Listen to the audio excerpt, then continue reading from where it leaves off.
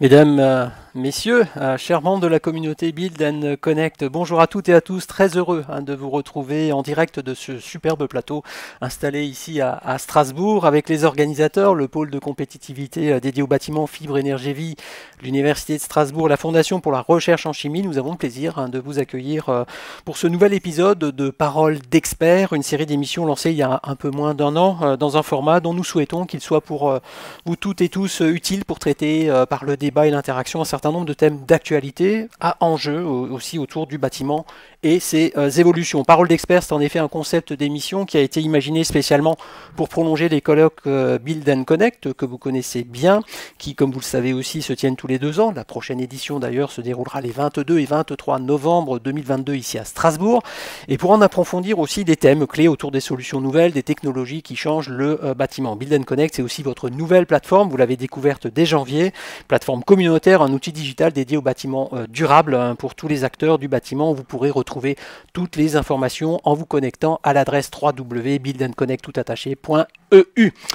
Comme nous le faisons aussi à chacune de nos émissions, on va saluer, remercier les 15 mécènes de Build and Connect. Vous les découvrez à l'écran. Ils sont pour certains à l'origine de ces rencontres et soutiennent activement depuis de nombreuses années la volonté d'agir ensemble pour une nouvelle ère. Finalement, je vais peut-être prendre le temps de les citer. C'est important de les mentionner un à un. Groupe Elitis, Sauter Régulation, Socomec, Soprema, qui est éminemment représenté sur ce plateau. À ma gauche, bonjour monsieur. On parle dans un instant. Groupe Vivialis, Crédit Agricole Alsace-Vosges, Drabernef Assurance, Knof, Rector Le Sage, Wiesmann, Burger ou Burger ici en fonction, Egis, Energis, KS Group et enfin Siemens. Qu'ils soient mécènes Platinum, Gold, Premium, peu importe, leur soutien est très important. On vous remercie de ce soutien. Merci à tous.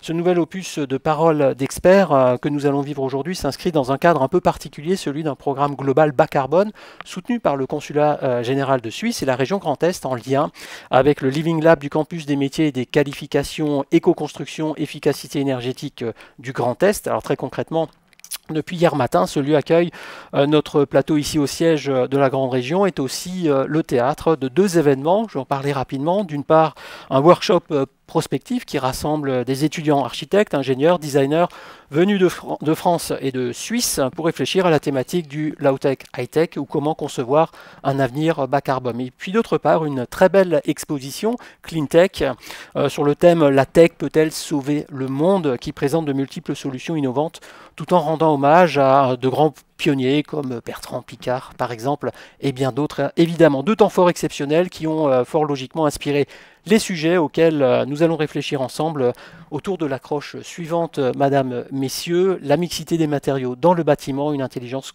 collective pour décarboner. Alors, il n'échappe plus à personne que l'objectif de la stratégie nationale bas carbone pour la filière de la construction est d'arriver à une neutralité carbone d'ici à 2050 et moins 40% d'ici à 2030. C'est demain. Pour atteindre ces objectifs, il convient d'appréhender la construction différemment avec de nouvelles méthodes, de nouveaux outils. Il y a nécessité à activer tous les leviers disponibles de décarbonation. Le choix des matériaux, la proximité des ressources font partie de ces leviers de décarbonation. Bien évidemment, très concrètement, il s'agit de rénover, de construire, déconstruire intelligemment en faisant si possible les bons choix. Alors, mais comment identifier le matériau adapté? Quels sont les critères à prendre en compte? Comment identifier les origines et travailler sur la décarbonation de l'ensemble des matériaux, ciment, acier, verre, bois, etc. Quels sont les nouveaux matériaux émergents? La prise de conscience de l'urgence climatique fait apparaître un grand nombre d'innovations, de produits recyclés, comme comment les inclure dans le système constructif, alors que les normes, nous le savons, les certifications, les contraintes sont de plus en plus sévères, évidemment. Disposons-nous des filières nécessaires pour répondre aux avancées actuelles? Comment est-ce qu'on organise le tri, la collecte, le recyclage des matériaux? Bref, les questions sont évidemment nombreuses, tant le changement de paradigme qui s'impose nous est fondamental, et les réponses qui peuvent être évidemment multiples ne sont pas que technologiques, elles nécessitent aussi une prise en compte globale par une approche d'intelligence collective. Justement, c'est notre thème. Vous l'avez compris, un sujet d'actualité passionnant, complexe, comme nous aimons vous en proposer, mais toujours dans un esprit de convivialité. C'est ça aussi notre marque de fabrique. Un point essentiel pour vous rappeler que cette émission se doit être la plus interactive possible. Vous aurez donc toutes et tous la possibilité aussi d'interagir avec nos invités. On fera ça dans la dernière partie de l'émission, entre 12h10 environ et 12h30. Merci à vous. Je crois que j'ai fait à peu près le tour de tout ce que je devais vous dire en introduction pour qu'on soit toutes et tous dans les meilleures conditions possibles pour suivre cette émission. Profitez de tout. Je vous présente tout de suite nos 5 invités. Je sens qu'ils ont envie d'en découdre. Bonjour, non, ils étaient tout calmes, mais Valérie David, bonjour, très heureux de vous accueillir sur ce plateau. Comment ça va ? Ça va. Alors, mais moi, j'ai pas envie d'en découdre, hein. Moi, j'ai envie de coudre avant de découdre. Cousons. Vous êtes la directrice du développement durable et innovation transverse du groupe Eiffage, leader européen du BTP spécialisé dans de nombreux métiers des travaux publics, la construction, l'immobilier, l'aménagement, le génie civil, les infrastructures, le métal, les concessions, l'énergie. J'ai mis 3 petits points. Quelques mots, chère madame, peut-être pour compléter ces propos, pour vous présenter. Oui, alors nous sommes un groupe européen, alors français et européen. On est présent dans 10 pays de l'Union européenne et très très peu présent au grand international. Et puis surtout, on est un groupe d'actionnariat salarié, puisqu'on est l'entreprise en France dont la part du capital est détenue par les salariés au plus haut niveau. Quand je dis au plus haut niveau, c'est en termes de pourcentage, hein, mais tous les compagnons sont actionnaires comme les patrons, donc ça c'est très important pour nous, ça fait partie aussi de notre ADN. Très bien, merci. Pierre-Étienne Binschedler, bonjour cher monsieur. Bonjour. Comment allez-vous ? Impeccable. Très heureux de vous avoir avec nous. Vous êtes le président directeur général de Soprema France, un acteur incontournable du secteur du bâtiment, leader mondial de solutions d'étanchéité. Alors, vos spécialités concernent de nombreux domaines d'expertise, de haute technologie dédiés à l'étanchéité de toitures terrasses, des ouvrages de génie civil, l'isolation, la couverture, l'éclairage naturel, les toitures végétalisées, photovoltaïques. Là aussi, j'ai mis 3 petits points. Monsieur Binschedler, est-ce qu'on complète cette présentation? Non, c'est parfait. On regarde des images peut-être? Oui, on est un groupe également international, essentiellement européen, américain du Nord et depuis peu en Amérique du Sud et en Asie. Vous avez eu la gentillesse de nous mettre à disposition quelques images de présentation. On regarde tout de suite. Chez Soprema, depuis plus de 100 ans, il y a un mot qui nous rassemble, l'audace. Notre vision est claire.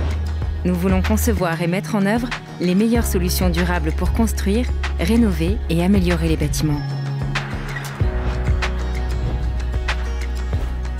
Parce que les enjeux environnementaux nous concernent tous, nos 17 centres de recherche et développement imaginent des solutions innovantes et pragmatiques.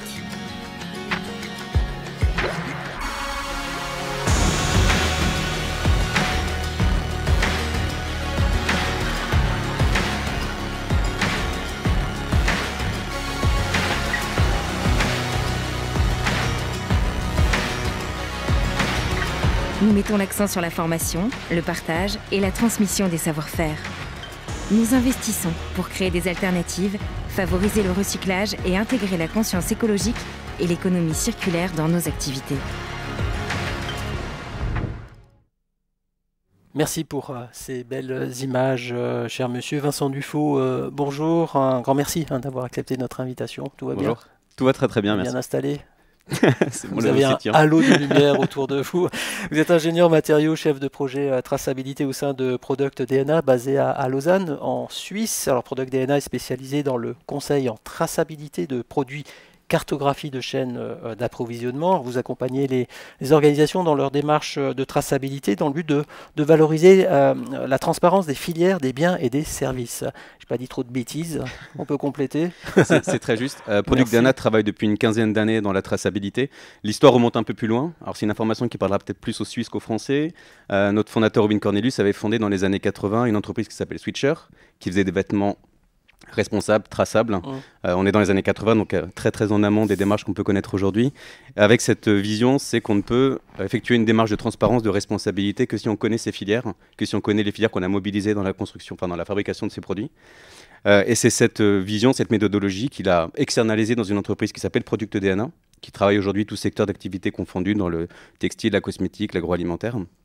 Et puis 2016, dans la construction avec un partenariat très fort avec le groupe Eiffage. Très bien, on va en reparler bien sûr. Je reste en Suisse pour vous accueillir, Patrick Berchi. Bonjour cher monsieur, bienvenue chez nous, comment allez-vous ?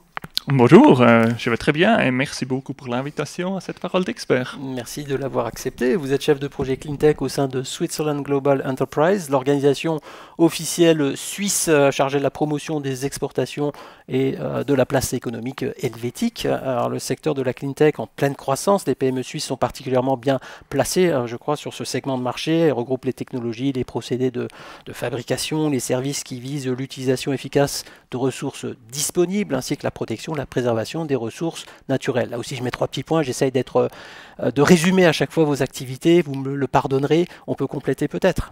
Oui, je pense que votre introduction décrit très bien les activités de Switzerland Global Enterprise. Et ce que je peux encore souligner, c'est que Cleantech est le premier axe sectoriel de Switzerland Global Enterprise. Historiquement, notre organisation est structurée de telle sorte que nous avons des experts pour les principaux pays d'exportation. Mais en 2005, on a lancé un groupe avec des spécialistes de Cleantech. Et depuis 2022, cette année, nous avons aussi un fonds supplémentaire sur les projets d'infrastructure. Merci pour ce propos qui complète bien la présentation. Et enfin, j'accueille Bruno Flochon. Bonjour cher monsieur. Bonjour à tous. Vous jouez en quelque sorte à domicile. Merci de nous accueillir ici au sein de la région Grand Est. Vous allez bien ? Très bien, merci, ravi d'être ici. Vous êtes le chef du service transition énergétique de la région Grand Est, une collectivité régionale très engagée dans toutes les transformations, notamment dans le cadre de l'acte 2 du Business Act qui vient d'être engagé, dans lequel la décarbonation de l'économie au sens large représente un axe et un engagement très fort, nous le savons. Je vous laisse peut-être compléter ces propos. Oui, c'est un engagement, je vais dire, double, hein, à la fois sur la région en tant que collectivité, qui a un parc de bâtiments de plus de 5 millions de mètres carrés sur tout le Grand Est, qu'il est en cours de rénovation, donc c'est évidemment un enjeu à forte échéance, et donc un enjeu tant en termes de consommation d'énergie que de choix de matériaux. Et puis, bien sûr, en tant que collectivité chef de file, qui a donc rédigé le SRADET, qui essaye d'engager tous les acteurs vers une transition énergétique et une économie circulaire la plus durable possible. Merci pour ces compléments, merci pour ces présentations qui n'ont d'autre but que de permettre à notre public de mieux cerner vos champs d'expertise respectifs. Avant de lancer la conversation, je crois qu'il serait bien peut-être de prendre un peu de hauteur, d'écrire aussi les contours de ce sujet que nous abordons aujourd'hui, et c'est vers vous que je vais me tourner d'abord, Madame David, si vous en acceptez l'augure. L'idée serait tout simplement de contextualiser les choses. Le monde entrepreneurial que vous représentez se situe d'une certaine manière à l'interface finalement de toutes ces problématiques dont on va parler, centrées sur les objectifs affichés en matière de décarbonation de notre économie, de la filière bâtiment, construction en particulier, c'est notre sujet. Ce sujet croise en effet des questions de réglementation, de technologie, d'innovation, de marché, de compétences, de coopération. Quelques éléments simples que je propose ici pour que vous puissiez embrayer sur cette petite introduction et nous dire finalement de quoi on parle ce matin, s'il vous plaît, selon vous. Ce matin, on parle d'une exigence urgente et vitale qui mobilise tout un écosystème, qui mobilise bien sûr tous les acteurs de l'acte de construire, mais également les financeurs. Et on sera amené à parler financement aussi à la fin de cette table ronde avec la taxonomie européenne. Mais sachez qu'aujourd'hui, clairement, on a des financeurs qui viennent nous demander des garanties en matière de décarbonation de nos projets pour s'assurer qu'ils ne vont pas investir dans un actif qui va se déprécier rapidement. Donc ça, c'est nouveau, cet intérêt très fort du monde financier pour le sujet de la décarbonation. Au-delà, les banques ne sont pas altruistes, hein, sachez-le. Elles cherchent à maîtriser leurs risques, et maîtriser ces risques aujourd'hui, ça veut dire investir dans des actifs extrêmement vertueux. Alors, je vous ai mis 2 slides, et pardonnez-moi, quand on les voit, ça fait peur, mais je vais vous expliquer. Vous allez être pédagogique. On va essayer d'être pédagogique. En fait, on ne réduit que ce qu'on mesure, évidemment. Donc, nous nous sommes lancés, comme d'autres, dans l'analyse de nos émissions de gaz à effet de serre. Donc là, on est sur le scope 1 et le scope 2. Vous connaissez les définitions. Hein. Le scope 1 et le scope 2, ça correspond grosso modo à notre empreinte carbone propre en matière de consommation énergétique toute énergie confondue. Et en matière de le scope 2, c'est surtout tout ce qui est forfaitairement attribué à la part d'énergie que vous avez consommée et la part d'énergie qu'il a fallu pour produire cette énergie, que ce soit en raffinerie, que ce soit... Bon. Donc notre objectif de réduction, c'est 46% en valeur absolue par rapport à 2019 d'ici 2030. Alors, j'insiste sur une chose. Là aussi, je profite d'avoir des jeunes dans la salle. Un objectif n'a d'intérêt que s'il est regardé par un témoin extérieur. Donc nous avons choisi une initiative mondiale qui s'appelle la Science Based Targets Initiative, qui est une initiative d'une ONG. En fait, derrière, vous avez le WWF, vous avez le CDP. Et l'objectif, c'est de soumettre nos calculs, à la fois nos calculs d'émissions et les calculs de réduction, donc les cibles de réduction, auprès de cette ONG pour qu'elle dise si c'est totalement délirant ou si au contraire c'est sérieux. Parce que j'aurais pu vous mettre 45,5, j'aurais pu vous mettre 49, 52. S'il n'y a aucun regard extérieur pour valider les calculs, ça peut malheureusement parfois conduire à du greenwashing. S'il y a un témoin indépendant et neutre qui peut regarder les calculs, les valider la méthode et valider les objectifs, ça a déjà plus de sens. Alors, si on prend l'autre slide, et c'est surtout vers ça que vous vouliez m'orienter, là, nous avons ce qu'on appelle le scope 3. Donc, le scope 3 sont toutes les autres émissions de gaz à effet de serre, mais je voulais me concentrer sur ce qu'on appelle le scope 3 amont, c'est-à-dire qui cumule les émissions de gaz à effet de serre depuis l'extraction des matières premières pour fabriquer les matériaux, leur transport, transformation, mise en œuvre sur le chantier, les process entrants, la sous-traitance, etc. C'est là où se logent nos premiers partenaires, qui sont nos fournisseurs. Donc là, on a un objectif de réduction de 30%, mais j'aime autant vous dire que cet objectif, on ne l'atteindra qu'en collaborant de façon très étroite avec les fournisseurs. Donc c'est extrêmement important parce que le rapport, si vous voulez, il est quand même... vous voyez, on était sur 665 000 tonnes équivalent carbone sur le scope 1 et 2. On est à 3,5 millions, plus de 3,5 millions sur le scope 3 amont. Vous voyez bien que l'objectif, il est surtout de travailler sur le scope 3 amont. Et heureusement, toute la chaîne se mobilise, à l'instar de Soprema, mais je pense que son représentant en parlera beaucoup mieux que moi.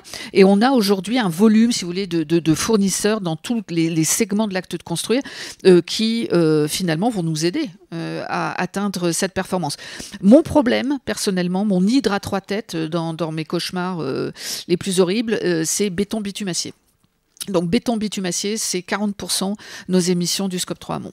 Donc si on n'arrive pas à traiter la problématique de la substitution du béton, de la recarbonatation des bétons anciens, de la traçabilité de l'acier, on en parlera avec Vincent tout à l'heure, et puis de la substitution du bitume, comme on a commencé à le faire par des liants végétaux, on n'y arrivera pas. Donc aujourd'hui, une grosse partie de la recherche et du développement est engagée sur ces trois matériaux, béton, bitume, acier. Merci Valérie David pour cette première approche. J'espère qu'on fera de moins en moins de cauchemars. Évidemment, Pierre-Étienne Binschedler, vous insistez souvent sur l'importance, je vous ai lu, sur l'importance du travail en amont sur tous les matériaux pour rendre un bâtiment bas carbone. Est-ce que vous pourriez compléter ce point de vue tout simplement ?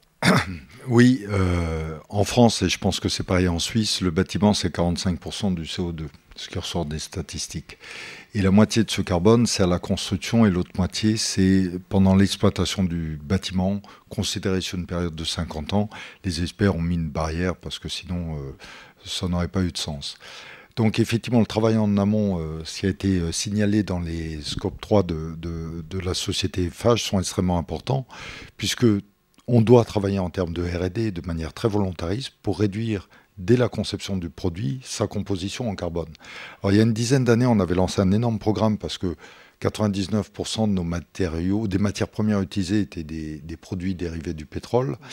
Et notre objectif était d'en substituer 65%. Et on partait sur le bio à fond parce que c'était le phénomène de mode à l'époque. Et on s'est rendu compte en faisant ce travail que nous y étions arrivés. Le produit était 4 à 5 fois plus cher qu'un produit dérivé du pétrole, donc absolument pas vendable. Et surtout qu'il y avait une matière première qui était extraordinaire, qui étaient les déchets inutilisés. Et là, il y a un énorme travail sur l'économie circulaire à faire pour faire des nouveaux matériaux et y arriver. Et effectivement, ce travail amont est fondamental. Et après, évidemment, il y a la conception, la manière de construire et d'exploiter le bâtiment qui va permettre de réduire les émissions de carbone. Et là-dessus, il y a plein de solutions qui existent. Et je crois qu'il y a beaucoup de travail encore à faire de formation, mais voilà. On va l'évoquer. Je vous rappelle que vous pouvez poser des questions aussi à l'ensemble de nos invités. N'hésitez pas. Vous qui êtes à distance dans la salle, ce sera plus simple. On tendra des micros tout à l'heure. Je le rappellerai régulièrement. Ne soyez pas timides. On fait un rapide tour pour peut-être recueillir, messieurs, vos réactions par rapport à ces deux introductions. Patrick Bertschy, je commence avec vous. Allez. Oui, je pense que les deux intervenants ont très bien montré que la réduction du CO2 implique beaucoup de choses. C'est le choix des matériaux, la réutilisation des matériaux, la manipulation des matériaux, mais aussi les voies de transport. Il a également été très bien dit que l'ensemble du cycle de vie d'un bâtiment doit être pris en compte. C'est la construction, l'utilisation et la déconstruction. Et en d'autres termes, dès la construction d'un bâtiment, il est essentiel de se demander ce qu'il adviendra des éléments de construction à la fin de leur utilisation. Dans quelle mesure pourront-ils être réutilisés à l'avenir? Cela correspond aussi à l'idée de l'économie circulaire et de urban mining. Et on en parlera tout à l'heure. Bruno Flochon, le cadre est bien posé là. Oui, c'est pour ça qu'on essaye de toujours combiner le travail sur les économies d'énergie et sur l'économie circulaire. Et le bâtiment, on le verra tout à l'heure dans les chiffres, hein, le secteur du BTP est de très loin, dans notre région, le premier producteur de déchets. Et comme ça a été précisé, c'est aussi une ressource potentielle qu'on peut utiliser. Alors, nous avons lancé il y a quelques années, en partenariat avec l'ADEME, dans le cadre du programme Climaction, un appel à projet pour lequel nous avons eu pas mal de candidats et sur lesquels il y a une vraie démarche de progrès qui est aujourd'hui engagée. Donc, c'est plutôt prometteur. C'est positif. En effet, Vincent Dufaux, qu'est-ce qu'on peut ajouter pour compléter cette introduction collective ?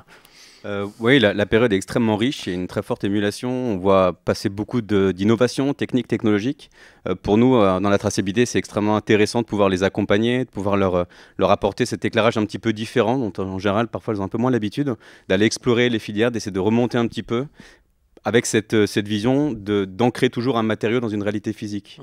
C'est-à-dire qu'il a un écosystème de production et c'est à ce prix-là qu'on peut faire de l'approvisionnement responsable. Merci à tous pour ce premier tour d'horizon. Pierre-Étienne Binschedler, il faut peut-être rappeler pourquoi la mixité des matériaux est finalement un enjeu fort en matière de développement durable. Le CO2, on le sait, il est partout. Est-ce qu'on peut justement faire un bref panorama des matériaux de construction que je vais qualifier de classiques et en rappeler leurs principales caractéristiques? Oui, alors sur les matériaux, il ne faut jamais oublier leur finalité, parce que je vais vous donner un exemple assez simple. En 2007, il y avait un grand engouement pour faire des toitures photovoltaïques et on faisait tout et n'importe quoi en oubliant que la première fonction d'une étanchéité sur une toiture, c'est d'assurer l'étanchéité. Ça peut sembler idiot, mais quand 5 ans après, vous devez tout refaire, les coûts sont faramineux parce que d'arracher des cellules photovoltaïques, ça coûte excessivement cher. Alors si on parle de CO2, c'est un vrai gâchis en termes de CO2. Donc il ne faut jamais oublier le fondement même de ce que vous faites et de savoir après comment vous allez le faire. Et puis il y a une chose après, c'est une réflexion stratégique que vous allez pouvoir mener et une fois que c'est énoncé, on se dit toujours que c'est assez simple. On peut se demander comment est-ce qu'il a mis autant de temps pour arriver seulement à cela. Vous prenez la fonction, puisque c'est notre métier d'origine de 1908 qui était d'assurer l'étanchéité des toitures terrasses, donc pour protéger les biens qui étaient en dessous. Finalement, une toiture terrasse, c'est un espace qui est perdu. Et on a lancé la végétalisation de toiture à la fin des années 80 et les étanchéités photovoltaïques à partir des années 2007-2008. Et ça fonctionne très très bien.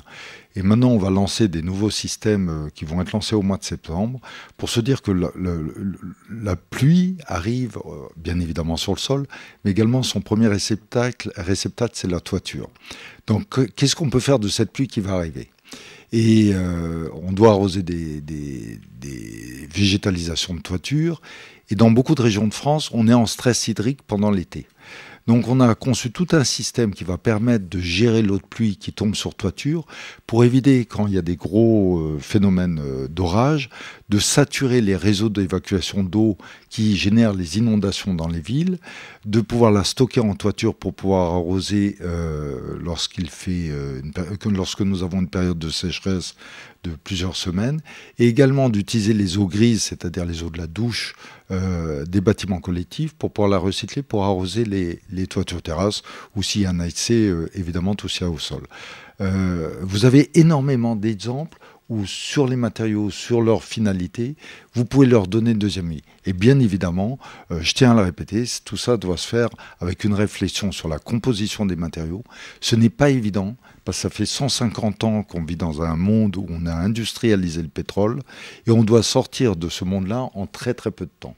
Donc il faut être assez humble, parce que quand on est jeune, et j'en vois beaucoup dans la salle, je l'ai été aussi à un moment donné, on pense à 25 ans ou 30 ans, il y en a point comme moi, et je vais vous montrer. Et malheureusement, avec l'âge, ça me rappelle une chanson de Jean Gabin, c'est qu'on se rend compte que c'est pas si simple que ça, et que finalement on ne sait pas toujours tout, et il faut y aller avec beaucoup d'humilité, ce que j'ai dit, et puis surtout la volonté d'aboutir, et de rechercher et encore rechercher. Et c'est grâce à des gens comme ceux qui sont là évidemment, des clients comme Eiffage, qui nous obligent forcément à devoir faire cet effort sur la décarbonation, puisque même c'est un critère de choix qui va être important dans les mois ou années à venir. Donc il y a un travail phénoménal à faire, et c'est fantastique d'avoir des gens qui partagent tout cela. J'étais long, excusez-moi. Non, c'est pas grave, on est là pour discuter, vous inquiétez pas, je mène la barque tranquillement. On sait que Soprema est bien sûr dans cette multiplicité des matériaux, vous l'avez déjà un petit peu évoqué. Est-ce qu'on pourrait parler un petit peu de ces biomatériaux sur lesquels vous travaillez d'arrache-pied? Oui, alors il y a des choses qui sont très très simples. Il suffit de retourner dans le temps, dans les années 20, je parle du siècle dernier, donc pour ceux qui sont là, c'est pas d'il y a 2 ans en arrière. On utilisait le papier en Amérique du Nord comme étant un excellent produit d'isolation thermique. Donc nous sommes repartis là-dessus. Comme vous le savez, les gens lisent de moins en moins de journaux. C'est un peu dommage parce qu'on n'a plus la matière première. Mais il y a d'autres papiers que les gens ne savent pas recycler. Tous ces papiers composites avec du silicone dessus pour éviter que ça colle, etc., ils sont brûlés. Donc ça émet du CO2. Et on a travaillé dessus, on vient de déposer un brevet mondial il y a au début de l'été dernier, enfin on a eu le brevet comme quoi il était valable. Et bien tous ces produits-là vont avoir une deuxième vie, faire de l'isolation thermique. On est en train de construire 3 magnifiques usines dans les Vosges pour faire des isolants à base de fibres de bois. Alors ça peut sembler simple, surtout pour des sociétés suisses. Mais nous avons plein d'autres produits. La paille de riz, le riz ça pousse sur une paille, c'est un produit qui est plein de silice. Soit on doit le brûler, on ne peut pas en faire des fourrages. Et on va monter une usine qui va permettre de faire des isolants qui sont extrêmement performants là-dessus. Les plastiques à usage unique, on vient de monter une usine ici à Strasbourg pour en faire des matières premières qui servent à faire d'autres types d'isolants. Donc il y a un travail extraordinaire à faire. Et c'est un monde très enthousiasmant parce que ça permet la créativité, ça permet l'originalité. Et bien évidemment, après, faut espérer sortir le bon produit et que ça fonctionne bien. Ça, c'est pas toujours certain. Vous parlez d'innovation, il y a aussi le recyclage. Est-ce qu'on peut dire un mot sur ce qui existe déjà et comment on le réemploie ? Oui, alors je parlais des matières qui ont un premier usage, donc ce qui permet de faire d'ailleurs des produits à CO2 négatif. Le recyclage, M. Berthier en parlait, la traçabilité, vous en parliez. Certains produits ont déjà une très grande facilité à être recyclés. Et il y a tous les produits composites. Vous marchez sur cette moquette, comment est-ce qu'on va la recycler ? Comment est-ce qu'on va lui donner une deuxième vie? C'est des produits qui ont été agglomérés ensemble et il faut réussir à les désagglomérer. Et là, il y a un travail extraordinaire de recherche pour pouvoir refaire de ces matériaux un matériel qui va servir à avoir une deuxième vie. Et c'est là où la recherche était également extrêmement importante, parce que ce n'est pas aussi évident que cela, et de le faire de manière compétitive. On est tous d'accord d'avoir des produits vertueux, peu importe qu'ils soient bio ou issus du recyclage. Première chose, il faut qu'ils soient d'excellente qualité, parce qu'il faut quand même se souvenir que le bâtiment, c'est l'investissement d'une vie. Demain matin, vous allez vous acheter, je vous le souhaite, un appartement ou un logement ou une maison. il va vous falloir 10 ans, 20 ans, 30 ans pour le rembourser. Et donc, vous voulez avoir absolument quelque chose de pérenne. Donc, c'est quelque chose de fondamental pour vous.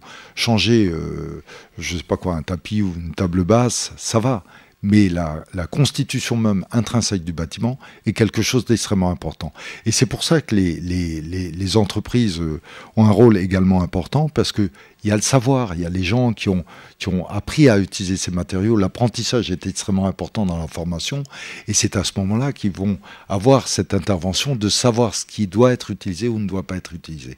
Et c'est toute l'expérience et le pragmatisme de l'empirisme. Cette fois-ci, j'ai terminé. Quand vous invitez, non, on n'a pas terminé. Non, parce que je peux parler déjà. Je sais bien, mais je reste justement un instant avec vous, Monsieur Binschendler, parce que on va parler d'intelligence collective tout au long de cette matinée. Vous avez un très bel exemple à nous raconter avec le projet de construction de votre nouveau siège, dénommé Le Grand Charles, du côté du port du Rhin à Strasbourg. Je précise à notre public que ce nom a été choisi par vos équipes en hommage à votre arrière-grand-père, le fondateur, en 1908. Vous racontez un peu les spécificités de ce très beau projet? D'abord, je me suis dit que j'aurais dû annoncer mon départ à la retraite, parce qu'il aurait peut-être appelé le grand Pierre-Étienne. Donc, ça aurait été sympathique quand même. Non, première chose, et qui est extrêmement important, et il ne faut jamais l'oublier, c'est l'homme. Et donc, le premier objectif, c'était de donner des conditions de travail que nous espérions les meilleures pour les collaborateurs de Soprema. Donc, vous voyez sur la première partie, ce bâtiment qui reprend des sheds à l'ancienne. C'est une salle de sport de 800 mètres carrés avec à l'extérieur des paddles, tout ce que vous voulez, pour permettre aux gens pendant la journée de pouvoir s'entraîner. Or, vous savez très bien qu'un esprit sain, ça ne peut être possible que dans un corps sain. Ce n'est pas moi qui l'ai dit. Ensuite, le bâtiment lui-même, au lieu de mettre des brise-soleil, on a choisi de prendre des terrasses qui permettront aux gens, lorsqu'il fera beau, d'aller à l'extérieur et de travailler à l'extérieur s'ils le souhaitent, avec énormément d'espace, tant en hauteur que dans l'espace d'occupation, service de conciergerie, et malheureusement, je n'ai pas pu obtenir le droit de monter une crèche juste à côté, ce qui aurait été très agréable pour les collaborateurs. Il y a évidemment un restaurant de très bon niveau, et en choix de matériaux, effectivement, on a tout fait pour que ce bâtiment soit vertueux. Alors, bien évidemment, on a utilisé nos produits, on va tester tous les produits biosourcés, il y en a une pléthore, on va faire de la phytoépuration des eaux grises sur la toiture. C'est une première, ça a été très compliqué à obtenir des autorités de contrôle, parce que ce n'est pas quelque chose de fréquent. Et puis, aussi, j'ai fait un pari, c'est de ne pas mettre de climatisation. Donc, j'espère que nos choix technologiques ont été très bons. Sinon, je pense que je vais avoir beaucoup de collaborateurs qui vont respecter au premier été ou à la première canicule passée. Donc, ça, c'est des paris. On va suivre ça de très près. En tout cas, très très beau projet. Merci de nous l'avoir décrit. Valérie, David, quand on construit bas carbone, quel est l'impact économique des choix technologiques qui sont faits sur le court et le moyen terme, voire le long terme? Alors ça, c'est la question que tout le monde pose. C'est toujours. Pardon de ne pas être original. Ah, non, c'est pas ça que je voulais dire. Non, ce que je voulais dire, c'est qu'en général, les gens se disent si c'est vertueux, si c'est innovant, si c'est écologique, c'est plus cher. Donc le client n'en voudra pas. Alors, la première chose, c'est ce que je vous ai dit tout à l'heure, c'est que de toute façon, aujourd'hui, il y a une nécessité absolue et les clients sont beaucoup plus à l'écoute, soit clients publics, clients privés. Nous avons ici un représentant d'un maître d'ouvrage public important. Par exemple, sur les lycées, nous, on est un gros constructeur de lycées. Là, on est en train de finir le nouveau lycée de l'agglomération clermontoise qui sera en performance E4C2. Donc le maximum en matière de performance énergétique et de performance carbone, avec une traçabilité dont parlera Vincent tout à l'heure. 100% des bois sont issus de la région Auvergne-Rhône-Alpes. La paille utilisée pour l'isolation provient de Limagne. Même la pierre de lave, on est allé la chercher en Auvergne. Ça peut vous sembler évident, mais il y avait des fabricants, enfin des fournisseurs étrangers qui la proposaient moins cher. Donc il y a quand même, si vous voulez, un rôle de la commande publique qui tire le niveau vers le haut. Et puis on a de plus en plus de clients privés, comme je vous le disais tout à l'heure, qui se font cofinancer par des banques et qui n'ont pas du tout envie d'avoir un produit qui soit déprécié d'ici 2030. Alors, je ne sais pas si c'est Alors, ce que je voulais vous dire également, c'est que de ce fait aussi, on a modifié la formation de nos acheteurs. Un acheteur, qu'est-ce que c'est? Quand il a plus de 50 ans, c'est un ancien cost killer repenti. Quand il est jeune, à la limite, il peut avoir suivi une formation avec introduction de critères écologiques. Donc, ce qu'on a fait, on a fait notre propre logiciel qui s'appelle EcoSource, qui est un logiciel de comparaison des produits en fonction de l'usage qu'on veut en faire, bien évidemment. Et on parlait tout à l'heure de cette moquette. Bon, pardon de citer des marques, mais on peut très bien comparer à une moquette Target d'une moquette Gerflor. Et puis, on va avoir une analyse environnementale multicritère qui comprend le carbone, qui comprend la pression sur l'eau, la pression sur la biodiversité, la recyclabilité, le lieu de fabrication dans l'Union européenne ou pas, en France ou pas, c'est-à-dire des éléments qui vont peser de manière globale dans le choix. Et ça nous permet aussi de le valoriser vis-à-vis du client. Bon, ensuite, ça vous surprendra peut-être, mais on a aussi des produits bas carbone qui sont moins chers que des produits carbone. Ça, c'est nouveau. Une route recyclée, 100% recyclée, avec en lieu et place du bitume et des granulats neufs, des granulats recyclés avec un liant, donc une colle issue de la résine de pin, c'est 10% à 15% moins cher qu'une route neuve. Donc voilà, je voulais juste le dire. Ça peut paraître une exception, mais... Donc la performance, on parle d'économie, vous l'avez dit, mais vous venez d'évoquer aussi des éléments d'ordre méthodologique. La traçabilité, c'est ça que vous venez d'évoquer. On va bien sûr pas donner la parole à Vincent Dufaux, mais peut-être un mot là-dessus. On a été très content de rencontrer Product DNA en 2017, parce que c'est une histoire qui dure depuis plusieurs années. En fait... Pardon de le dire aussi crûment, hein, mais je pas. Bon, il y a quelque chose qui vraiment m'ulcérait, c'est de voir un promoteur immobilier dont je ne citerai pas le nom, qui prétendait faire les premiers bâtiments écologiques résidentiels en France, simplement parce qu'ils étaient en bois. Sauf que quand on regardait un petit peu ça. Nous, on était en capacité de le savoir, le client ne le savait pas forcément. Son bois, il provenait des pays de l'Est, de l'Ukraine d'ailleurs, Biélorussie, etc. Ça repartait en camion en Autriche pour être transformé. Et puis après, ça arrivait en camion sur le chantier. Alors, si c'est ça, si vous voulez, un produit écologique qui a traversé 2 fois l'Europe et dont on ne sait pas exactement dans quelles conditions environnementales et dans quelles conditions sociales la grume a été abattue, moi je regrette, il y a un problème. Donc on s'est tourné vers Product DNA. Au début, c'était vraiment pour ça. C'était pour s'approvisionner en bois dont on connaîtrait réellement tout le parcours, et c'est ce qu'on appelle, nous, le bois de la forêt jusqu'au chantier. Et ça a été un avantage compétitif majeur, notamment auprès de maîtres d'ouvrage publics. Je parlais tout à l'heure de conseils régionaux sur les lycées, mais également de maîtres d'ouvrage privés, ou bien, par exemple, la Solidéo avec le village olympique, où on est en capacité de garantir la traçabilité de 100% du bois qu'on utilise sur le village olympique. Alors Vincent Dufaux, justement, la traçabilité dans ce processus de construction, on peut en parler un petit peu, vous nous définissez les choses s'il vous plaît. Oui, alors Valérie l'a très bien expliqué. La traçabilité, c'est ce processus qui va appréhender, qui va interroger un produit, qui va le décomposer, le déstructurer pour remonter, on voit effectivement dans le schéma qui apparaît, et qui va remonter étape par étape tout le processus de fabrication jusqu'à son origine. Alors il y a effectivement, ça soit au début avec le constructeur, dans le cas d'un projet de construction en tout cas, pour essayer de comprendre un petit peu ses intentions, définir un périmètre. Et puis après, c'est remonter, c'est s'intéresser aux caractéristiques techniques qu'on aura sur le chemin de la fabrication du produit, aller collecter, aller recouper ces informations avec des entretiens, des visites, on est vraiment dans un cadre d'audit, pour aller derrière collecter. Alors on va agréger un certain nombre de documentation, remonter, Valérie parlait du bois par exemple, dans ce type de filière, jusqu'à la forêt, donc c'est-à-dire carrément jusqu'à l'origine du bois, essayer de comprendre avec des preuves de coupe, des campagnes de bionnage, donc toutes ces preuves documentaires qui vont permettre de garantir une origine, et puis derrière de redescendre par le suivi des livraisons pour pouvoir en fin d'opération donner au constructeur une version synthétisée, communicable, qui garantisse des origines de ce qu'il a pu intégrer dans un ouvrage. Voilà. Alors on parle ici de constituer de la data, de la donnée en bon français. Sur quelles données est-ce qu'on va se focaliser prioritairement? Est-ce qu'il y a des tendances? Oui, alors il ne faut pas oublier que c'est un service qui répond à une problématique. Donc on va déjà s'intéresser aux données qui intéressent le client. On ne va pas aller harceler les filières pour leur demander tout et n'importe quoi. On pourrait faire du big data, c'est pas l'intérêt. L'intérêt, c'est plutôt de garder les filières mobilisées et donc disponibles, donc d'aller sélectionner les informations. Alors, pendant longtemps, dans la construction, on s'est intéressé à des données type caractéristiques techniques, on va s'intéresser aux origines, aux certificats, aux labels que le produit peut collecter.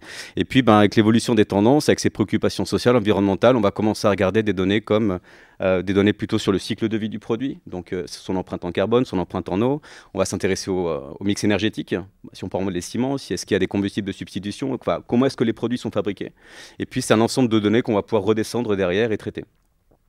Je vous pose la question Allez-y. Non, si vous voulez discuter. Vincent, tu peux dire un mot de la blockchain, parce que les gens qui nous écoutent peuvent se dire, oui, mais enfin, tout ça, c'est de la documentation, c'est falsifiable. Comment on assure la garantie? Et ça, c'est important. Oui, alors la blockchain, effectivement, est une base de données. Je pense que la méthodologie, la technique est connue. Elle est intéressante parce qu'elle permet d'acter les choses, donc de laisser les gens responsables. Ça soulage aussi, quand on fait du handshake, ça permet effectivement de soulager les processus de validation. Alors on l'installe avec parcimonie, parce que c'est quand même une structure à mettre en place, mais c'est vrai qu'elle trouve sa place dans la traçabilité. C'est complexe. Alors justement, je voulais vous interpeller tous les deux, Madame David peut-être en premier. C'est quoi les éléments clés de cette méthodologie, de cette réussite que vous avez construite très clairement, en termes de méthodologie. La traçabilité, c'est un audit quand même. Je voulais utiliser le terme audit parce que ça peut parler aux gens ici qui connaissent la notion d'audit financier, mais ce que fait Product DNA, c'est carrément ça, c'est les preuves d'achat, etc. Je voudrais dire également, je réponds à ce que vous dites en matière de méthodologie. La méthodologie, c'est pas nous qui l'avons établie parce qu'on nous aurait dit, oh bah oui, vous êtes jugé parti, vous faites votre propre méthodologie, puis après vous venez dire que bon.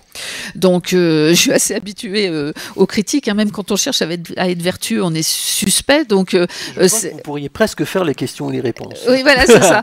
Et donc, c'est la raison pour laquelle on a travaillé avec Product DNA. Bon, d'abord, ils étaient suisses. Alors déjà, ça on a confiance. Hein, voilà. Et en plus, voilà. Et en je ne maîtrise plus rien. Comme il y avait toute cette méthodologie déjà expérimentée pour le coton dans les années 80 et 90, hein, vous savez que quand vous achetez un t-shirt en coton, les jeunes, là, des fois, les t-shirts les moins chers là, que vous achetez à 10 €, ils ont pu faire 2 fois le tour de la Terre. Hein, depuis le moment où ils ont été, disons, où le coton, la boule de coton a été récoltée.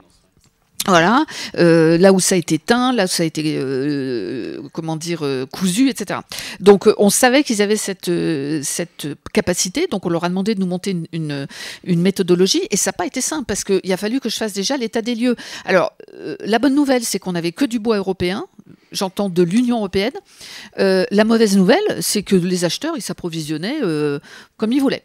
Donc, ne croyez pas, sous prétexte qu'on a un logo qui s'appelle Eiffage, qu'il me suffit d'appuyer sur un bouton pour que tous les acheteurs me disent « Oui, Madame David, on va faire ce que vous dites, on va acheter là où vous dites ». La conduite du changement, elle est assez complexe. Et donc, progressivement, il a fallu expliquer pourquoi on le faisait. Et je peux même vous dire qu'aujourd'hui, on se pose la question, enfin on se la pose, elle est même assez avancée, hein, la question, de la rémunération des acheteurs, non pas uniquement sur l'argent qu'ils nous font gagner par la massification des achats, mais par le carbone qu'ils vont pouvoir nous faire économiser. Parce que si on veut que les acheteurs soient motivés, excusez-moi, c'est clair, il faut que leur bonus de fin d'année soit impacté par le carbone. Et donc, avec des matériaux de plus en plus souvent tracés, on va pouvoir réduire la partie carbone des transports. Parce qu'évidemment, j'ai aucun intérêt à aller jeter du bois chez des gens qui traversent la frontière, qui viennent en Suisse ou en Autriche, qui repartent au Luxembourg ou qui repartent en Allemagne, qui arrivent en Alsace. Je vous assure, quand j'ai fait mon premier audit en 2017, c'est ce qu'on a vu. On a vu des déperditions de transport absolument phénoménales. Je ne savais pas que la passion était une clé de la traçabilité. Monsieur Dufaux. C'est communicatif. Je vois. Un complément. Peut-être un point en complément sur la méthodologie. Ce qui est essentiel pour nous, c'est de s'intéresser aux particularités des acteurs.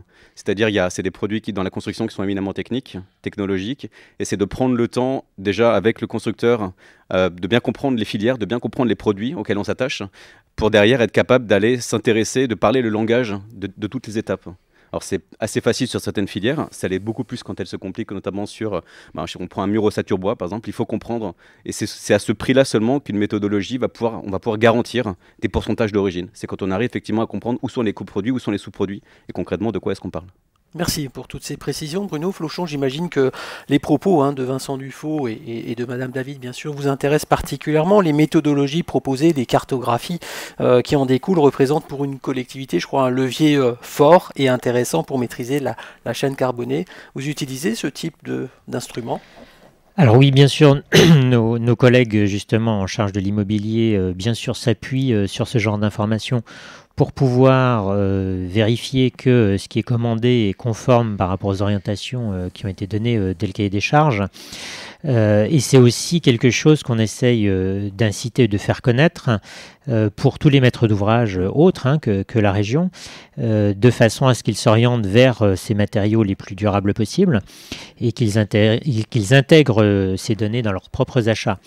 Et on essaye de les accompagner aussi en direction des matériaux biosourcés, avec notamment des nouveaux dispositifs qui viennent d'entrer en vigueur cette année d'aide à l'assistance maîtrise d'ouvrage pour la mise en œuvre de ces matériaux biosourcés dans le bâtiment, que ce soit en neuf ou en rénovation, parce qu'on s'est aperçu que si l'offre existe, des entreprises savent proposer ces produits aujourd'hui.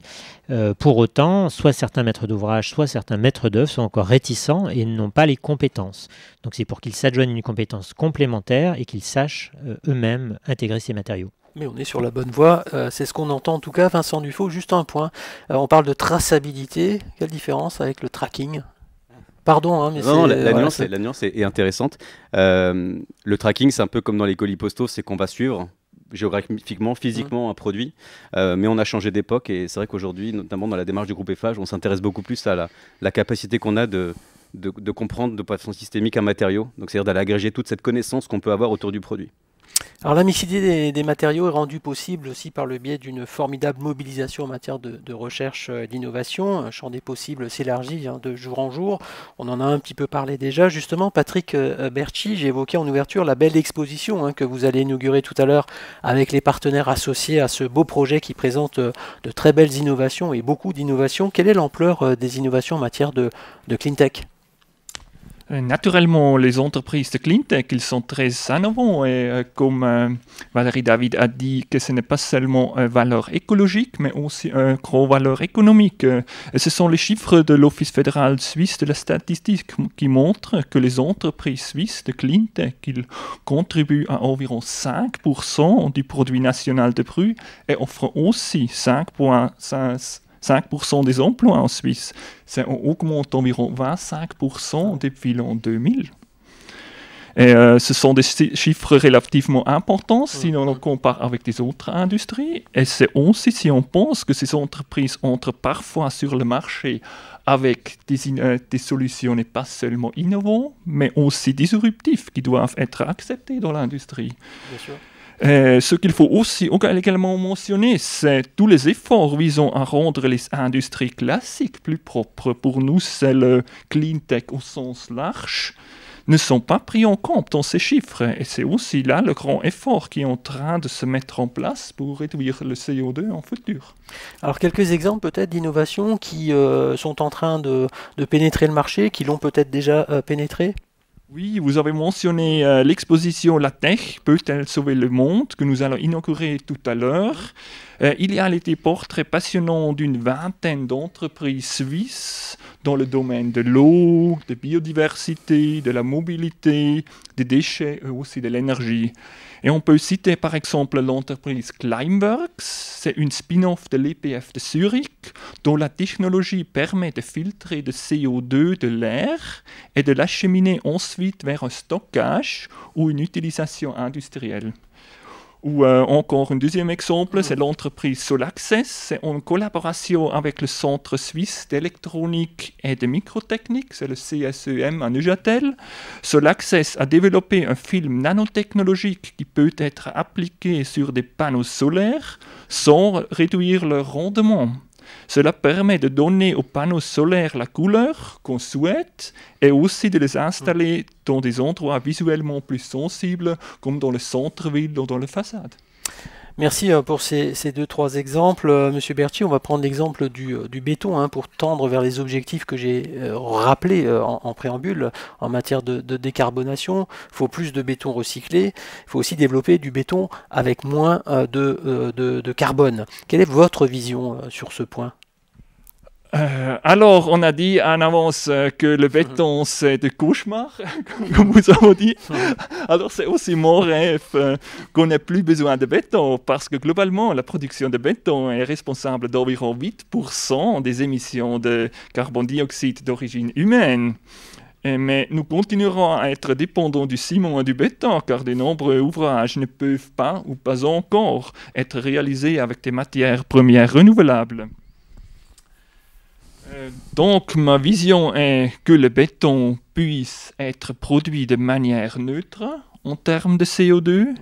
Et ce n'est d'ailleurs pas seulement ma vision, mais aussi celle de nombreux gouvernements et aussi de l'industrie.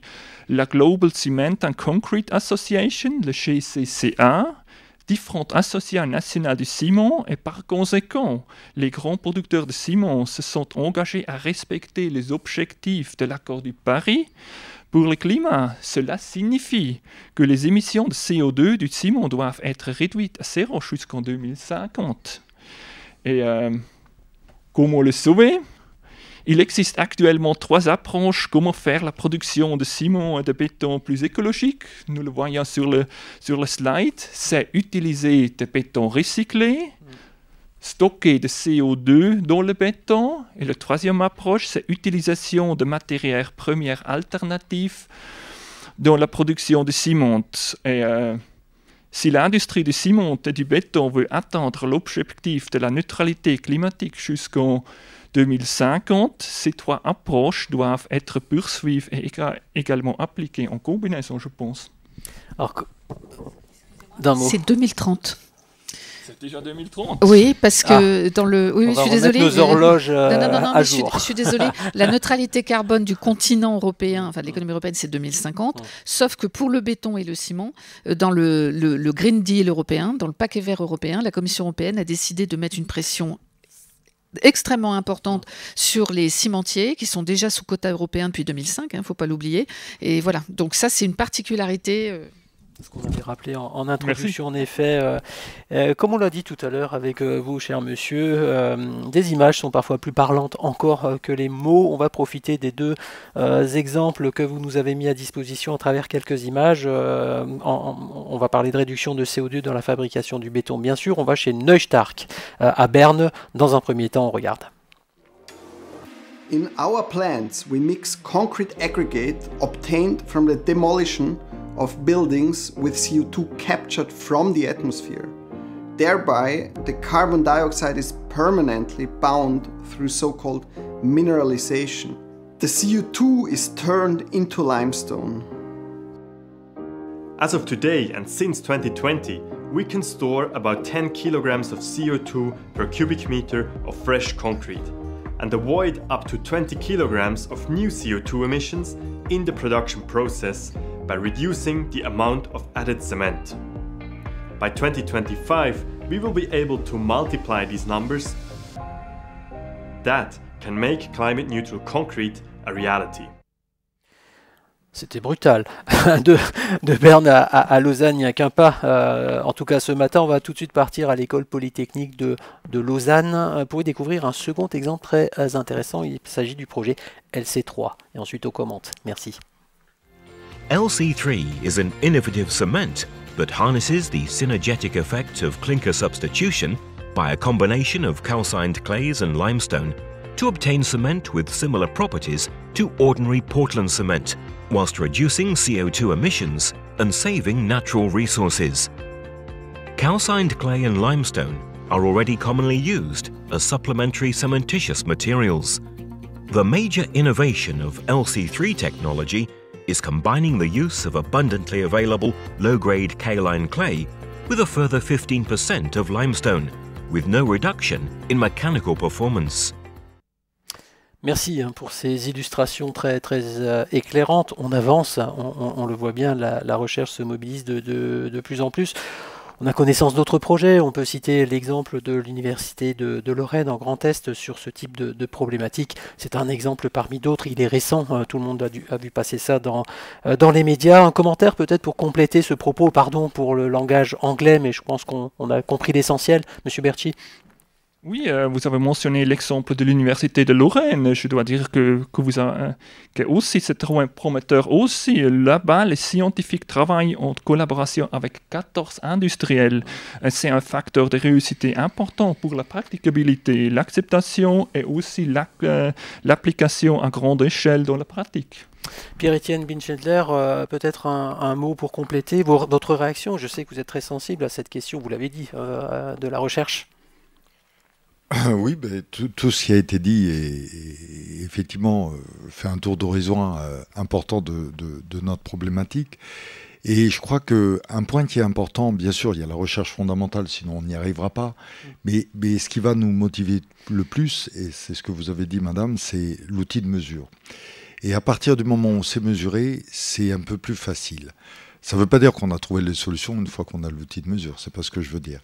Et c'est là-dedans que je crois que toutes les entreprises, pour ce qui nous concerne les matériaux de construction ou l'industrie de la construction dans le sens général, avec les donneurs d'ordre, privés ou publics, devront agir pour pouvoir chercher à gratter gramme de carbone par gramme de carbone pour y arriver.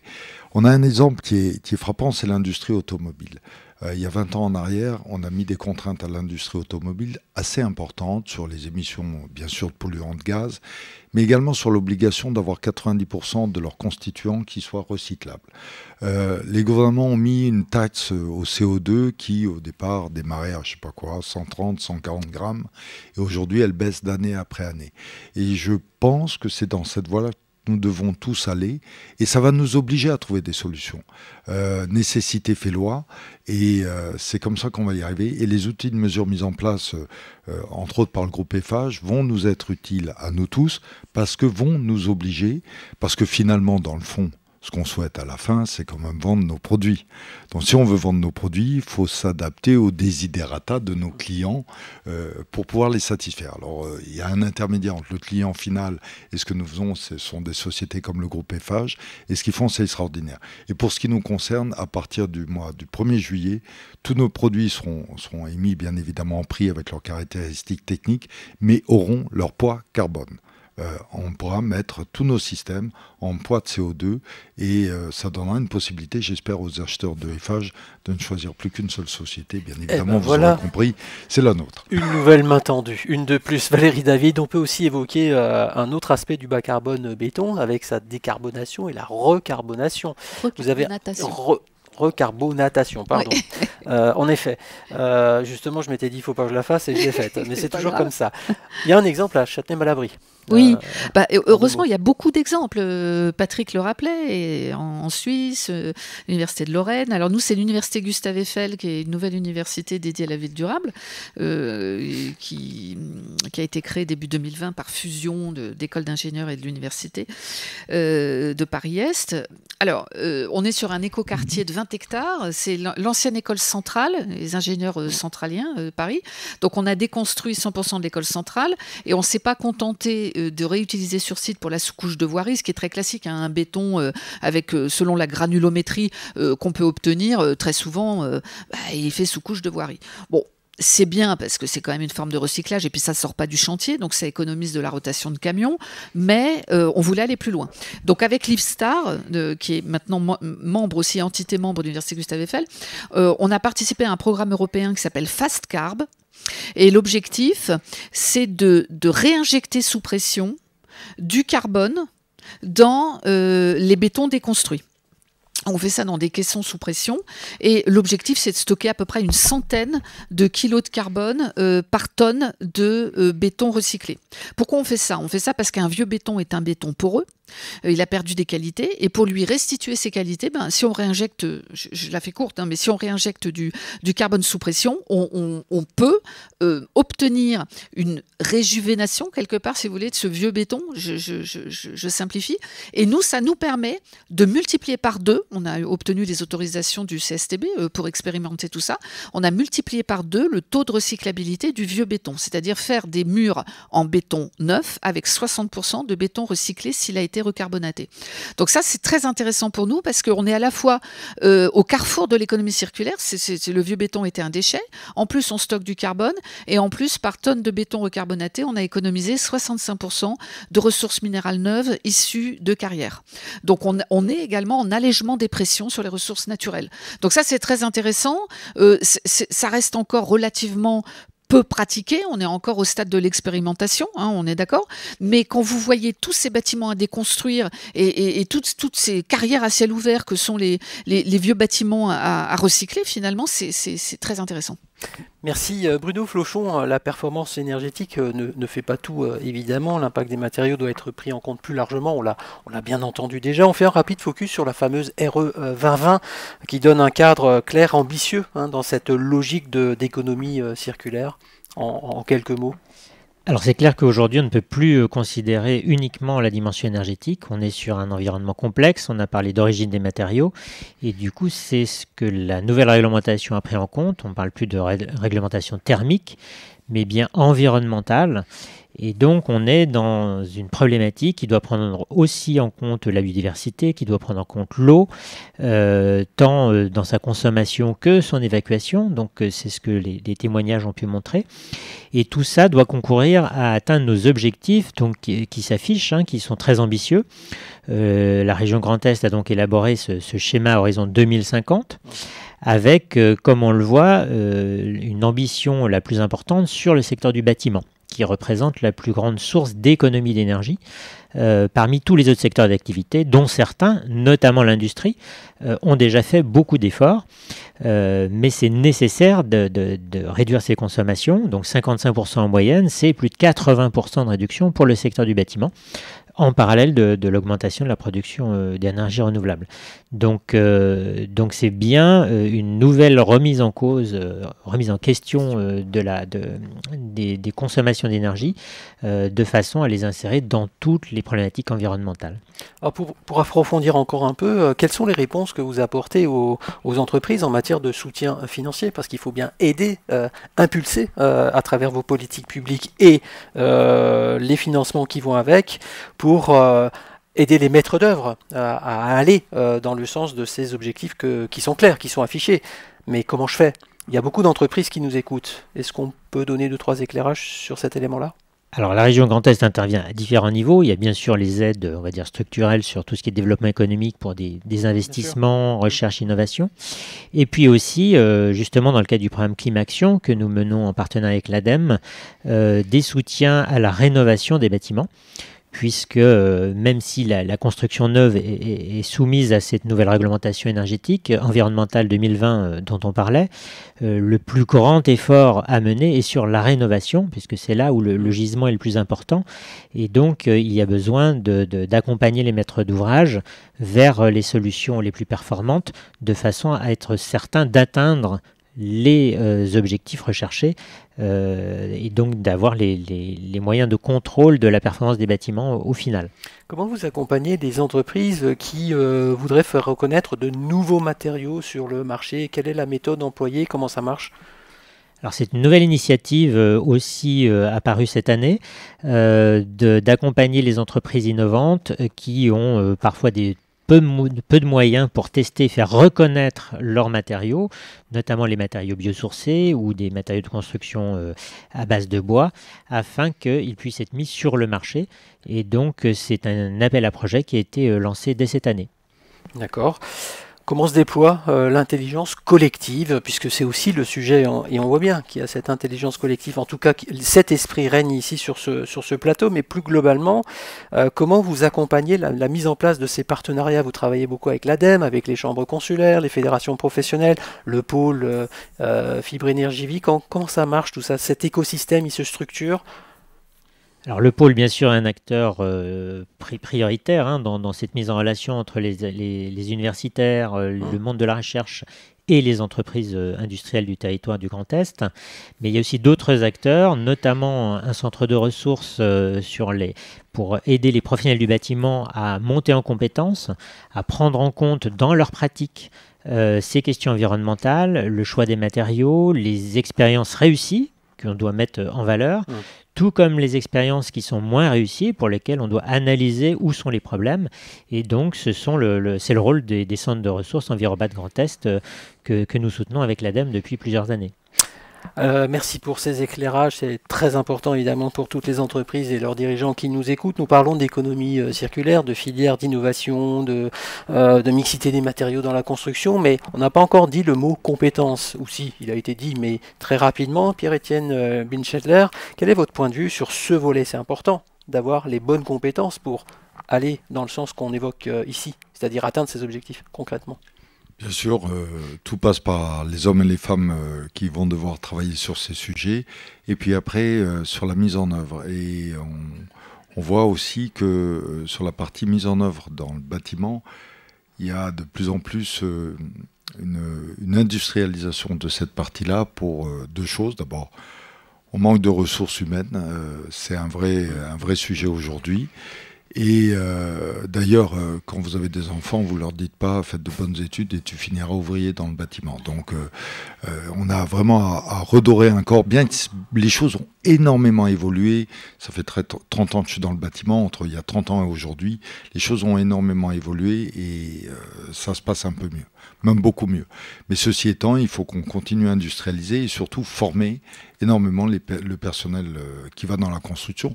Je vais vous donner un exemple très simple, on en parlait juste avant, le recyclage.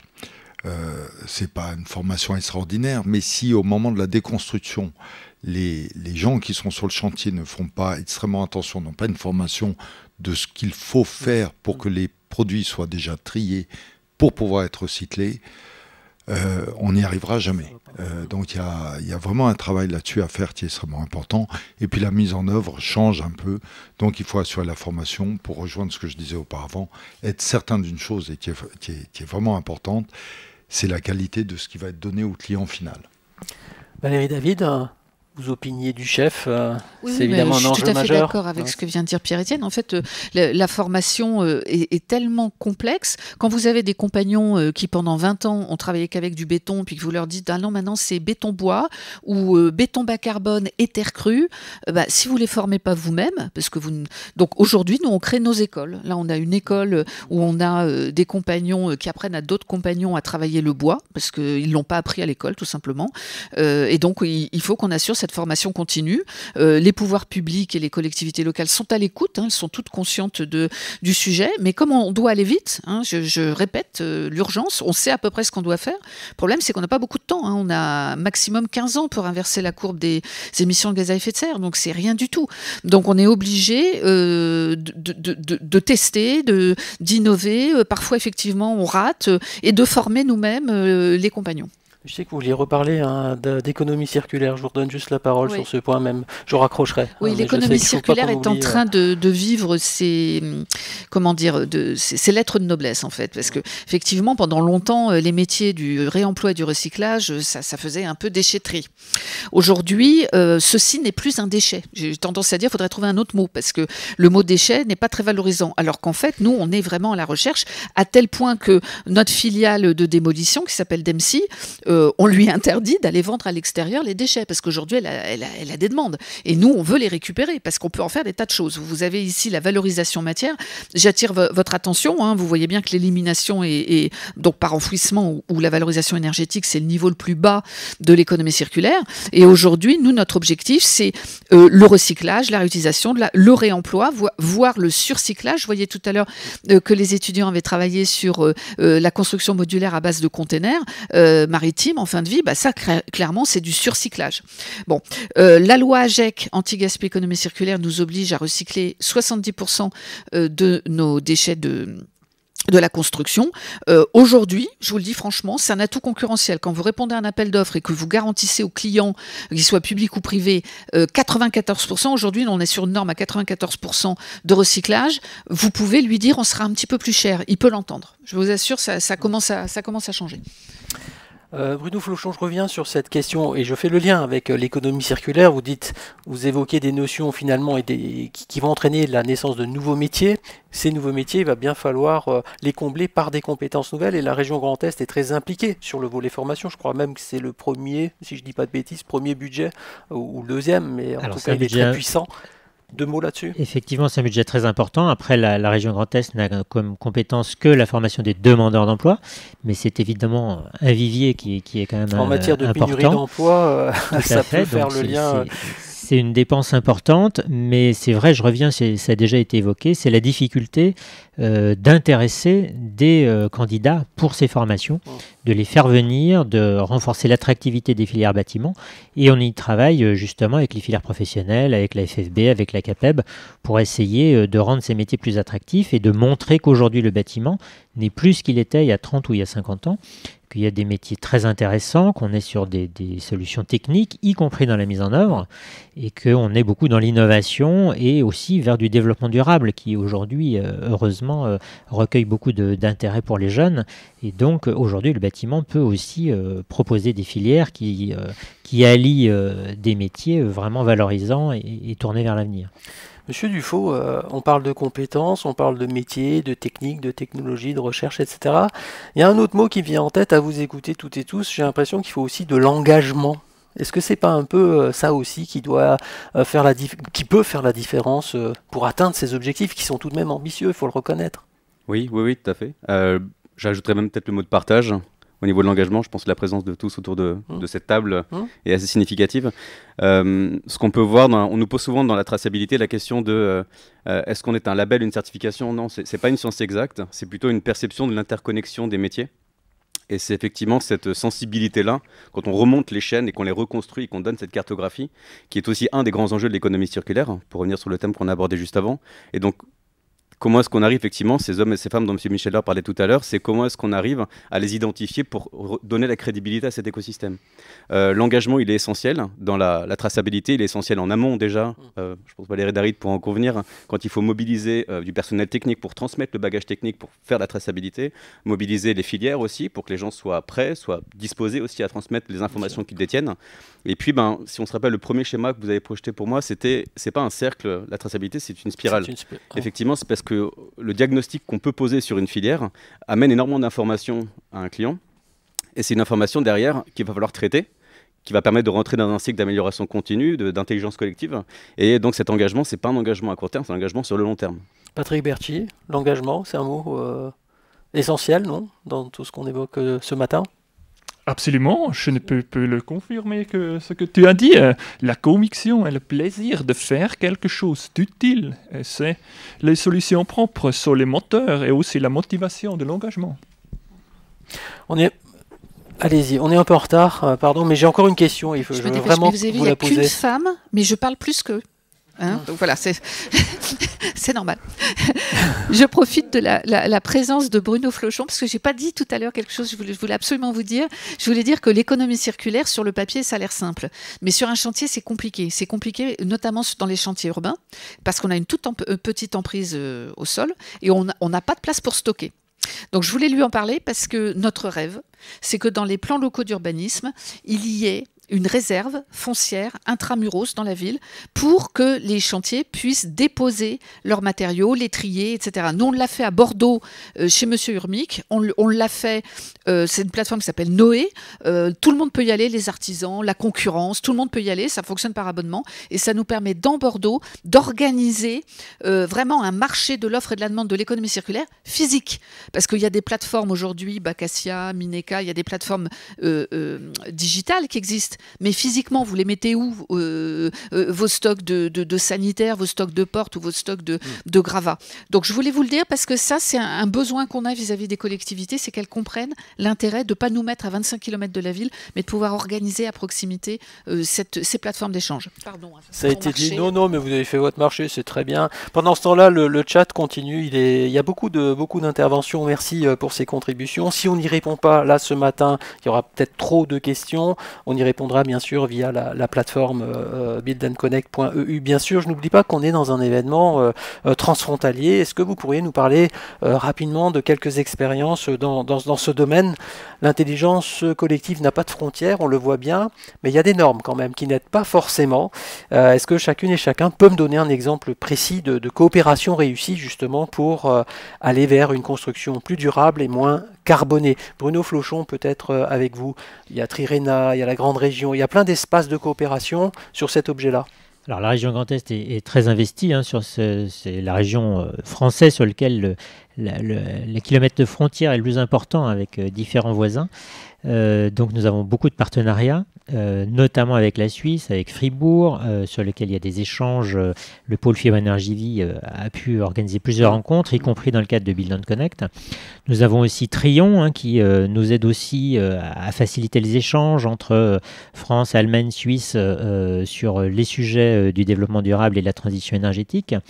Et puis il y a ce partenariat aussi avec la Fondation Solar Impulse qui permet aussi de renforcer les liens entre entreprises bien sûr suisses et françaises, mais aussi à l'international, puisque de nombreuses solutions maintenant issues d'entreprises du Grand Est, dont par exemple celle de Soprema, ont été labellisées de longue date par la Fondation et permettent d'avoir une nouvelle visibilité à l'international et de trouver de nouveaux clients.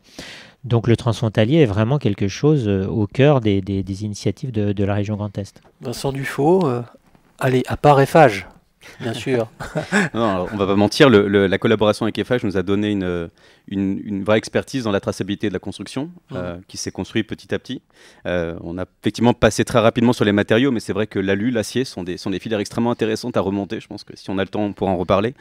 Et cette expertise-là, on a pu effectivement l'importer en Suisse chez nous et on la met à disposition. Aujourd'hui, on est appelé par des collectivités publiques pour participer en amont des projets dans la mise en place de critères d'exigence de traçabilité et de transparence pour que les collectivités publiques, dans les appels d'offres, se munissent d'outils pour contrôler en aval que les promesses soient bien tenues. Valérie David, l'Europe, le transfrontalier et l'Europe, un sujet évidemment pour oui, vous. Un sujet et un sujet de fierté en ce qui concerne l'Europe, parce que nos amis ici présents, nos jeunes amis ont peut-être entendu parler de la taxonomie européenne. Alors pardon, l'expression peut faire peur, ça fait très technocrate. C'est pas une taxe, la taxonomie. La taxonomie, ça fait partie du paquet vert européen. Ça a été mis en œuvre à partir de 2021. Et l'objectif de la taxonomie, c'est de classifier toutes les activités économiques en Europe. C'est à peu près 50 000 entreprises européennes qui sont concernées et de savoir dans quelle mesure leur chiffre d'affaires contribue au développement économique durable ou pas. Donc quand on est dans ce qu'on appelle la taxonomie verte, ça veut dire qu'on a un chiffre d'affaires qui est éligible, mais également conforme à ces 6 critères: atténuation du changement climatique, adaptation, et puis les autres critères sur l'eau, sur l'économie circulaire, on en parlait à l'instant, la lutte et la prévention des pollutions, et puis les écosystèmes vivants. C'est unique au monde.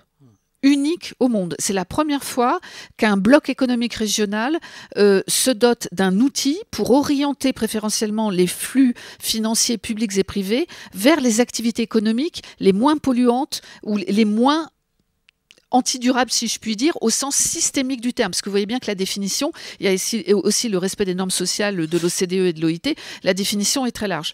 Donc moi, je trouve ça formidable, même si c'est un peu un casse-tête pour faire les calculs, vous imaginez, là, on vient de le faire. Moi, je peux vous dire qu'on a 50,2% de notre chiffre d'affaires validé par l'auditeur KPMG qui est éligible à la taxonomie européenne. Et moi, tout mon travail, c'est de faire en sorte qu'on soit conforme et que la part du chiffre d'affaires du groupe soit de plus en plus importante à être contributive directement à des activités qui rentrent dans ces critères. Donc c'est aussi un moyen pour savoir ce que vous ne devez plus faire et dans quoi vous devez investir en termes de croissance externe et en termes de compétences pour accroître votre chiffre d'affaires sur ces sujets.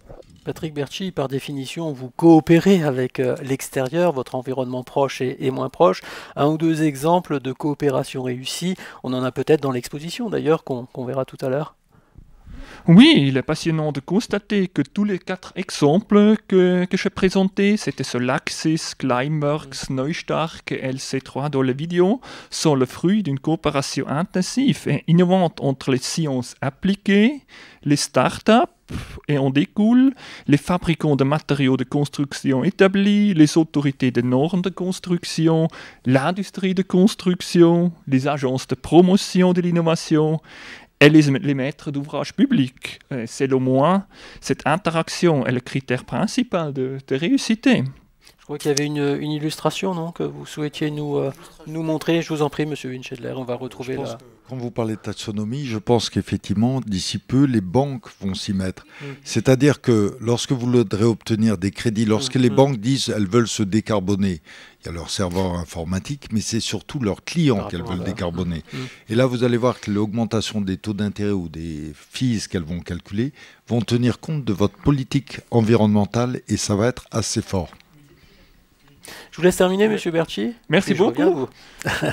C'est très important que c'est aussi les banques qui ne sont pas nommées dans cette liste des organisations. Et souvent, nous constatons aussi que les entreprises suisses ont besoin d'une coopération internationale, soit du point de vue de la créativité, parce que les apports extérieurs améliorent l'innovation, soit du point de vue du marché, parce que le marché suisse est souvent trop petit pour de nombreux fournisseurs de solutions spéciales.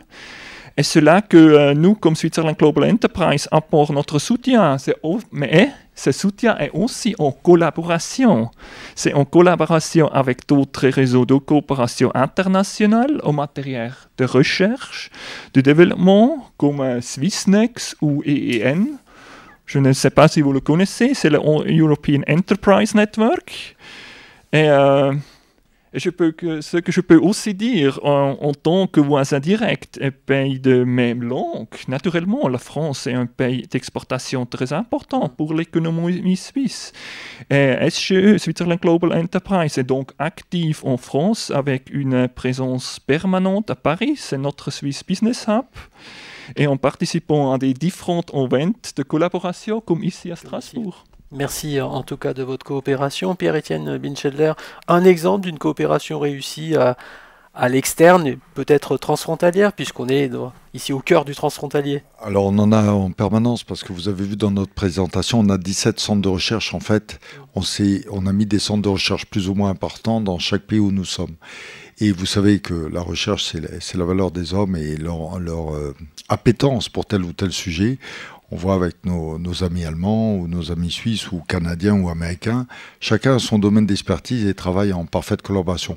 Donc c'est quelque chose qui marche avec les gens à l'extérieur de la société, puisqu'on a beaucoup de partenariats avec des centres de recherche privés ou publics, et des fois même ça peut être très surprenant avec les centres de recherche privés avec lesquels nous travaillons.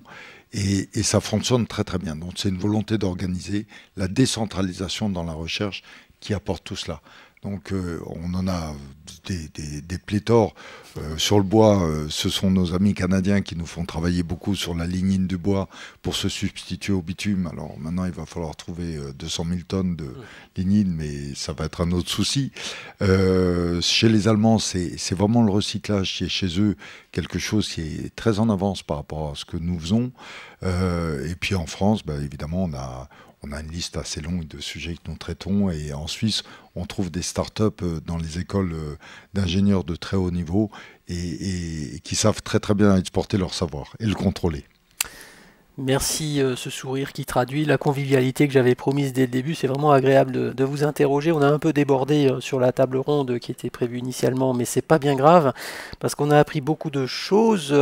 Mais je vous donne la parole maintenant, mesdames et messieurs. Alors ici, dans l'amphithéâtre, mais aussi à distance. Alors à distance, l'exercice est déjà fait, puisqu'il y a eu beaucoup de contributions.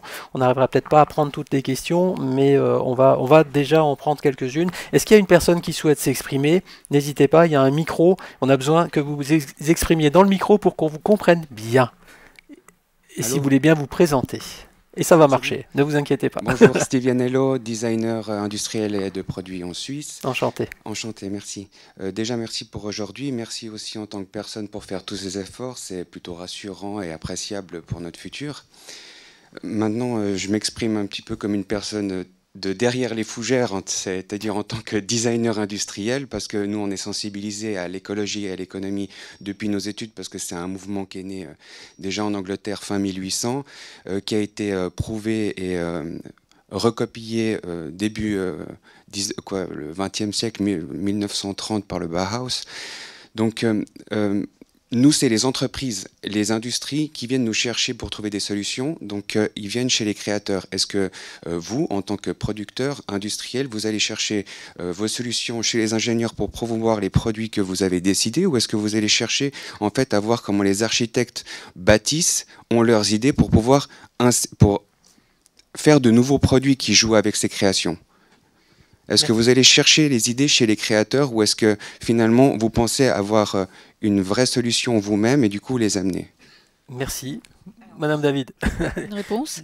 Depuis 2007, j'ai un programme qui s'appelle Phosphore, qui est un programme sur la ville durable où on travaille avec des designers pour faire du design thinking. Parce que ce qu'on veut, c'est d'abord penser usage. Mais je pense que tous les étudiants qui sont là comprendront, parce que c'est aussi ce que j'ai vu tout à l'heure dans votre restitution de travaux. Penser usage. Et en fait, il ne faut absolument pas, mais je pense que vous serez d'accord, que le designer soit invité à la fin, comme si c'était un communicant. Il faut qu'il participe à tous les travaux.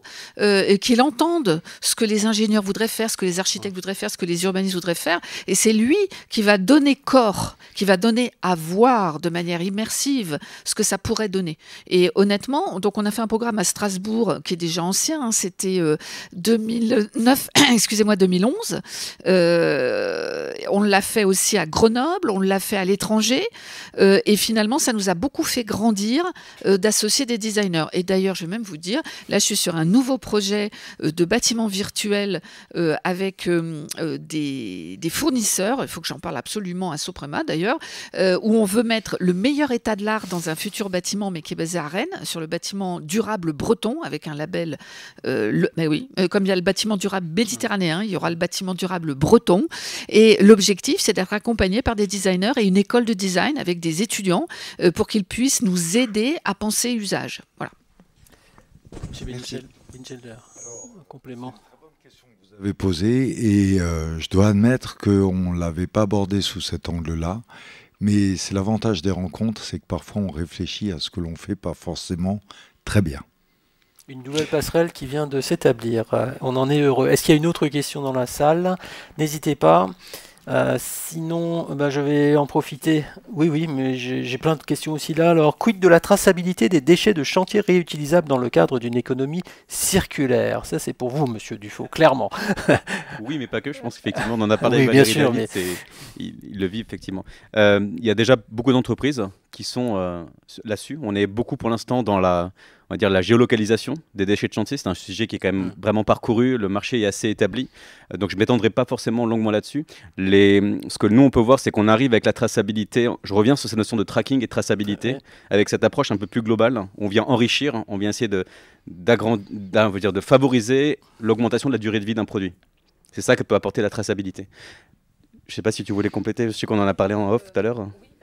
C'est ce que je disais tout à l'heure vis-à-vis de M. Flochon, c'est que on est obligé d'aller sur les exutoires en fonction de la typologie de déchets, évidemment, tout ça est très normé et c'est normal. Le sujet qu'on a aujourd'hui, c'est que si on veut éviter les rotations de camions, et par exemple sur Châtenay-Malabry, on a évité 6000 rotations de camions en ayant une plateforme de massification des déchets directement sur notre site d'écoquartier, et une fois qu'on en avait suffisamment, on pouvait les apporter, soit les recycler, soit nous-mêmes, comme on l'a fait avec la recarbonatation, soit les apporter dans les exutoires qui correspondaient à la nature des déchets. On a même mis en place un système interactif pour tous nos directeurs de travaux et conducteurs de travaux. Depuis leur téléphone mobile, ils ont la liste en permanence actualisée de tous les sites à proximité où vont pouvoir déposer tel ou tel type de déchets.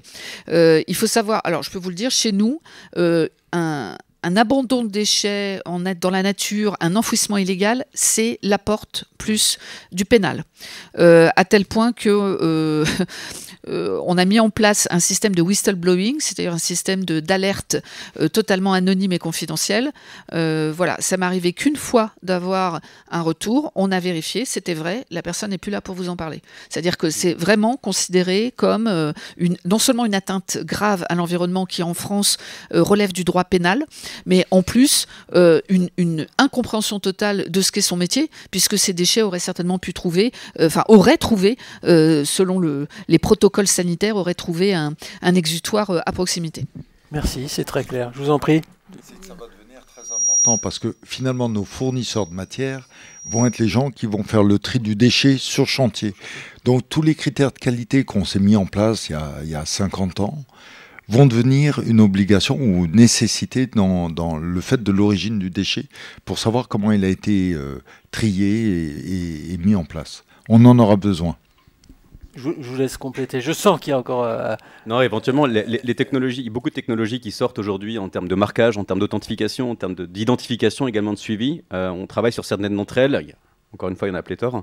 Il y a aussi un rapport de coût de la solution, de pragmacité aussi sur le chantier. Donc, ce n'est pas, je dirais, forcément un problème d'intention, c'est aussi un problème de cadre, le cadre réglementaire qui évolue aussi beaucoup. La traçabilité, ce qui est intéressant pour nous, c'est qu'on apporte une sorte de longue vue à la personne qui gère ce déchet pour dire voilà, on a la traçabilité descendante, c'est jusqu'où on a envie de regarder aussi. Merci pour ce complément. Alors, il y avait une question, comme on est un peu ébloui, Madame la vice-présidente. Oui, Brigitte Torlotin, vice-présidente à la région en charge du transfrontalier, de l'Europe et de l'international. Moi, j'ai une question très technique. Je suis également maire et présidente d'une communauté de communes et ancienne chef d'entreprise dans le technique. Je suis arrivée en cours de débat très intéressant, mais vous savez qu'actuellement dans notre société, nous avons une fracture importante et je pense qu'on a besoin d'acculturer chaque citoyen lambda, qui est très très loin de tout ça. Pour avoir récemment refait un marché sur les déchets, je peux vous dire qu'on est très très loin de tout ça. À la fois sur ce sujet, comment pouvons-nous faire, parce qu'on a besoin d'aide. Et la deuxième remarque que je voudrais faire, en France, on a vraiment la culture de la maison individuelle. Et je ne suis pas sûre, pour avoir fait un lotissement récemment, que tous les constructeurs de maisons individuelles soient vertueux. C'est mon avis. Donc on se doit aujourd'hui, quand on construit une maison neuve, je dirais de perdurer dans le temps. Puisqu'on voit tous que je pense que certaines maisons qui ont été construites, et moi je rénove avec Climaction un bâtiment de ma commune qui a été construit il y a 30 ans, une vraie passoire thermique. Alors qu'il y a des bâtiments d'il y a 100 ans qui, à mon avis, sont mieux isolés que des bâtiments qui ont été construits 30 ans. Moi, ça m'interpelle. Et le troisième chose que je voudrais dire, pour avoir échangé avec ces nouvelles personnes qui vont construire une maison, vous savez qu'il y a le renchérissement, déjà avec nos problèmes actuels, et que tout primo-accédant regarde aussi le prix. Donc, est-ce que vous avez déjà chiffré tout ça pour qu'on puisse acculturer nos citoyens ? Je ne sais pas qui va se risquer à une réponse complexe, bien sûr. Voilà, bon, je ne sais pas si ma réponse va vous satisfaire, Madame la vice-présidente. L'optimum patrimonial dans l'esprit du Français, effectivement, c'est la maison individuelle avec un jardin et une belle clôture autour. On est d'accord. Le problème, c'est que quand on va artificialiser un champ agricole à 20 km de Strasbourg et qu'on prend sa voiture tous les jours pour aller travailler, puis que madame travaille aussi, elle prend aussi une petite voiture, et puis que le fils aîné, il vient à la faculté de Strasbourg, mais il n'a pas tout de suite les transports en commun, donc il a une moto pour arriver au transport en commun. Bon, j'en passe et des meilleurs. Avant d'être chez FH, je travaillais dans une banque hypothécaire qui ne finançait que l'immobilier. Je peux vous dire que les cas de surendettement directement liés à la problématique transport et la problématique énergétique, c'était hallucinant.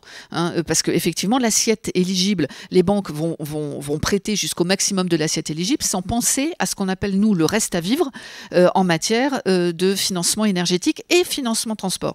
Alors, je sais que notre ministre du Logement a été mal vu en disant la maison individuelle, bon, mais moi, je suis désolée, elle a raison. La maison individuelle, ça pose une vraie question parce qu'il n'y a pas de densification, parce qu'on demande finalement aux collectivités d'étendre les transports publics et de faire de gros investissements pour aller desservir des lotissements de maisons qui se sont construits un peu trop loin des dits services publics. Donc, moi, j'ai un problème avec ça. D'ailleurs, nous, on n'en fait pas. Bon, voilà. Bon. Vous l'avez placé, c'est parfait, madame. Voilà, merci. Je ne dis pas non plus qu'il faut surdensifier les villes, mais on a déjà beaucoup, à mon avis, on a beaucoup en périphérie de ville, on a beaucoup de foncier qui est déjà anthropisé, donc qui a déjà été imperméabilisé, voire dégradé, bon, qu'on peut dépollué, parce que 9 fois sur 10, il faut le dépolluer, et qu'on peut utiliser parce qu'il n'est pas si éloigné des villes. Moi, mon cauchemar, décidément, ça fait beaucoup de cauchemars, mon cauchemar, c'est vraiment l'artificialisation des zones agricoles à quelques kilomètres, voire la région parisienne. Vous avez des gens qui vont aller acheter un terrain à 70 km de Paris, faire la route tous les jours, ils trouvent ça normal. Et après, ils vous disent, l'essence a augmenté. Merci. Non, mais les gilets jaunes, pourquoi pas. Pierre-Étienne Binchedler, un complément. Vous serez sans doute d'accord. Puisque madame fait de la promotion pour FH, je veux dire, choisissez des logements, des maisons individuelles, mais uniquement à toit plat. Et là, on sera tous peut-être d'accord. Non, ceci étant, vous avez raison. Aujourd'hui, on a une situation de crise extraordinaire que nous espérons tous se voir arrêter. Mais ça fait 30 ans que tous les experts nous disent, il n'y a pas besoin de pousser très loin, que le pétrole est une ressource finie, le gaz pas mieux, et si c'est pas demain, c'est après-demain.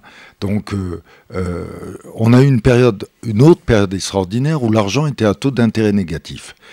Et vous avez des organismes comme le pôle où le conseil régional est d'ailleurs à l'origine du pôle de compétitivité, puisque c'était une volonté très forte de Adrien Zeller de partir dans cette voie-là en 2006-2007, si ma mémoire est bonne, de favoriser, d'accélérer.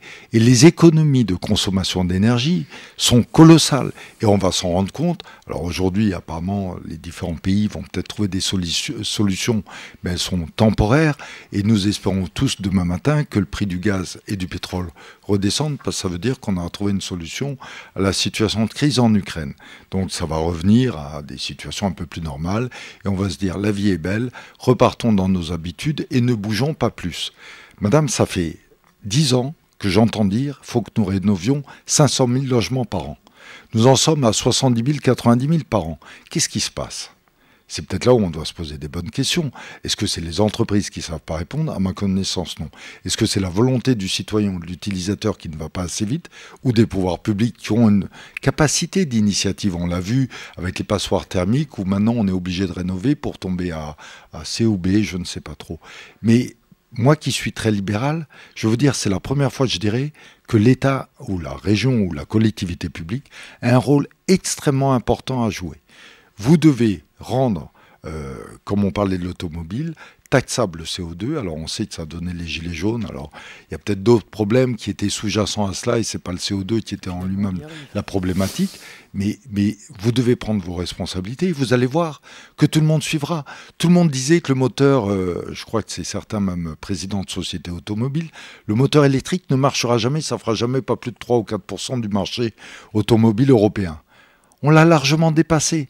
Donc les prévisionnistes se trompent en permanence. Donc allez-y, prenez vos décisions, prenez-les de manière rationnelle. Ce qu'a dit madame est effectivement extrêmement important. De toute façon, la loi résilience va nous contraindre, je crois, à partir de 2025. Vous voulez construire un logement, il faudra libérer de la place ailleurs.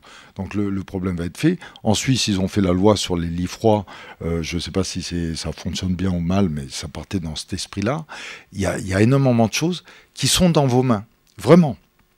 Et il faut y aller. Et je ne peux, en tant que citoyen, je ne peux que vous encourager à aller dans cette voie-là.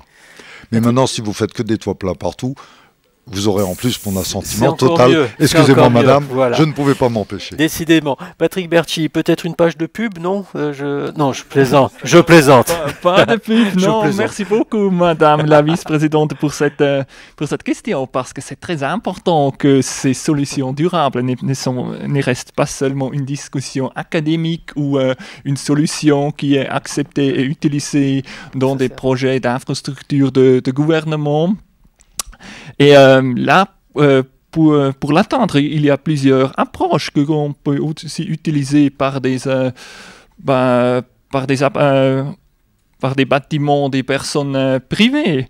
C'est la formation, c'est se faire du sens pour ces solutions, aussi qu'ils ont des motivations. Nous avons entendu avec, disons, si on constate les frais de l'énergie, c'est meilleur. C'est aussi une question de régulation qu'on doit prendre des solutions durables.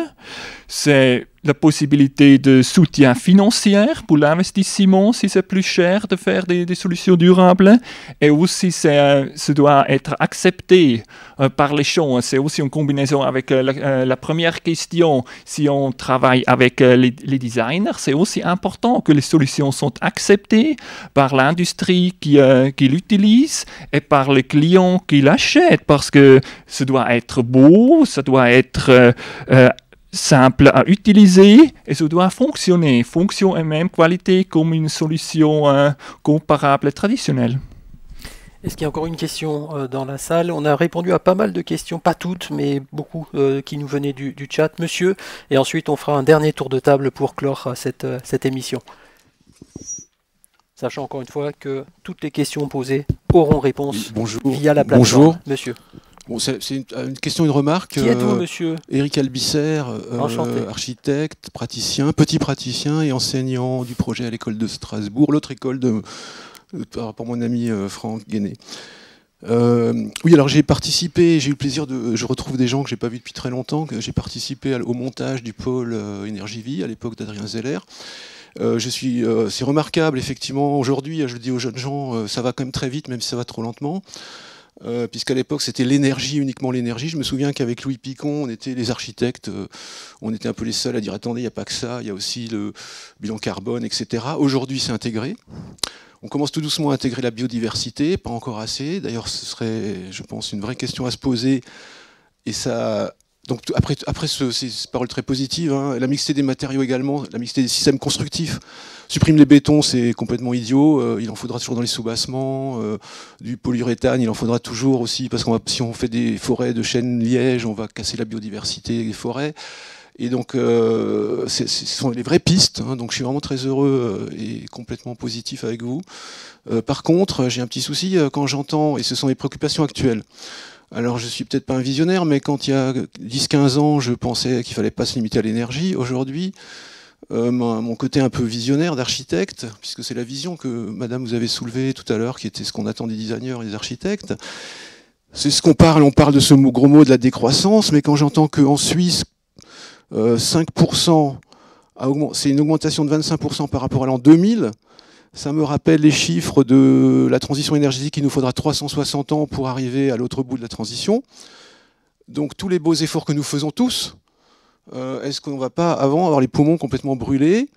Est-ce qu'il ne faut pas quand même aujourd'hui intégrer le plus vite possible un changement de paradigme sur nos modes de vie? Je ne tiens pas à aller élever des chèvres moi non plus, mais je crois que j'ai juste petit pessimisme sur le fait que nos efforts sont encore insuffisants.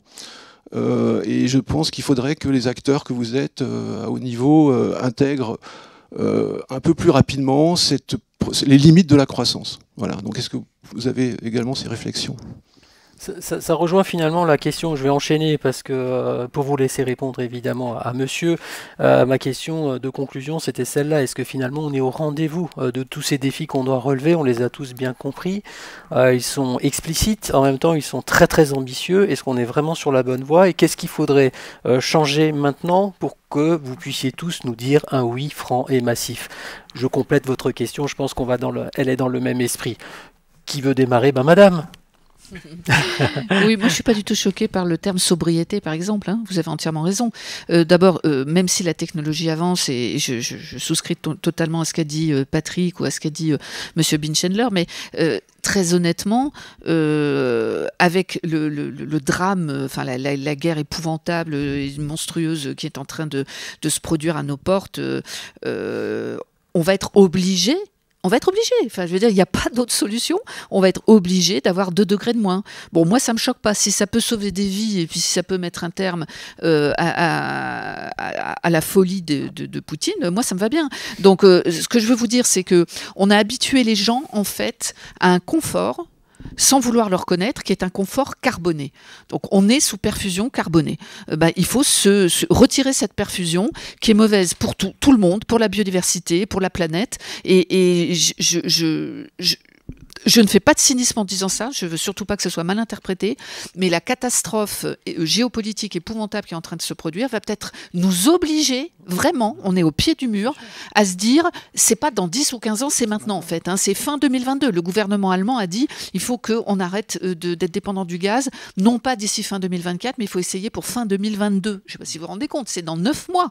Donc ils n'y arriveront pas avec une substitution totale, ils sont dépendants à 60% du gaz russe. Donc ils n'iront pas à chercher que du gaz algérien ou je ne sais quoi. Donc ça veut dire qu'il faudra se serrer la ceinture. Et à titre personnel, je pense que on n'a pas d'autre choix. Alors évidemment, c'est pas toujours audible. Sauf que les jeunes ont beaucoup changé. Et les jeunes, ça, ils l'entendent. Le fait que, bah oui, tu n'auras pas froid si tu mets un pull de plus. 19 degrés, c'est tout à fait... nos grands-parents ne l'avaient pas, hein, 19 degrés. Donc la sobriété en termes architectural, urbanistique, en termes énergétiques, c'est la seule voie possible. Sobriété, économie circulaire. Enfin, c'est mon modeste avis. Patrick Bertschy. Merci. Ouais. Deux micros. Oui, c'est clair, monsieur. Ce sera un grand défi pour y arrêter. Mais si nous cessons toutes les opportunités, je pense que c'est faisable. Et cela passe par un mode de vie plus durable et aussi plus suffisant. En outre, tous les objets que nous utilisons doivent être neutres en termes de CO2, tout au long de leur cycle de vie. Pour y parvenir, tout en conservant notre niveau de vie actuel, la voie choisie est la bonne. C'est un renforcement de la recherche dans le domaine des technologies durables, en collaboration avec la pratique et les autorités, afin de permettre une introduction et une mise à l'échelle aussi rapide que possible dans la pratique. Vincent Dufaux ? Oui, peut-être un complément. Chacun fait sa page de pub, je vais faire la mienne. C'est communicatif, on a dit. Non, c'est effectivement...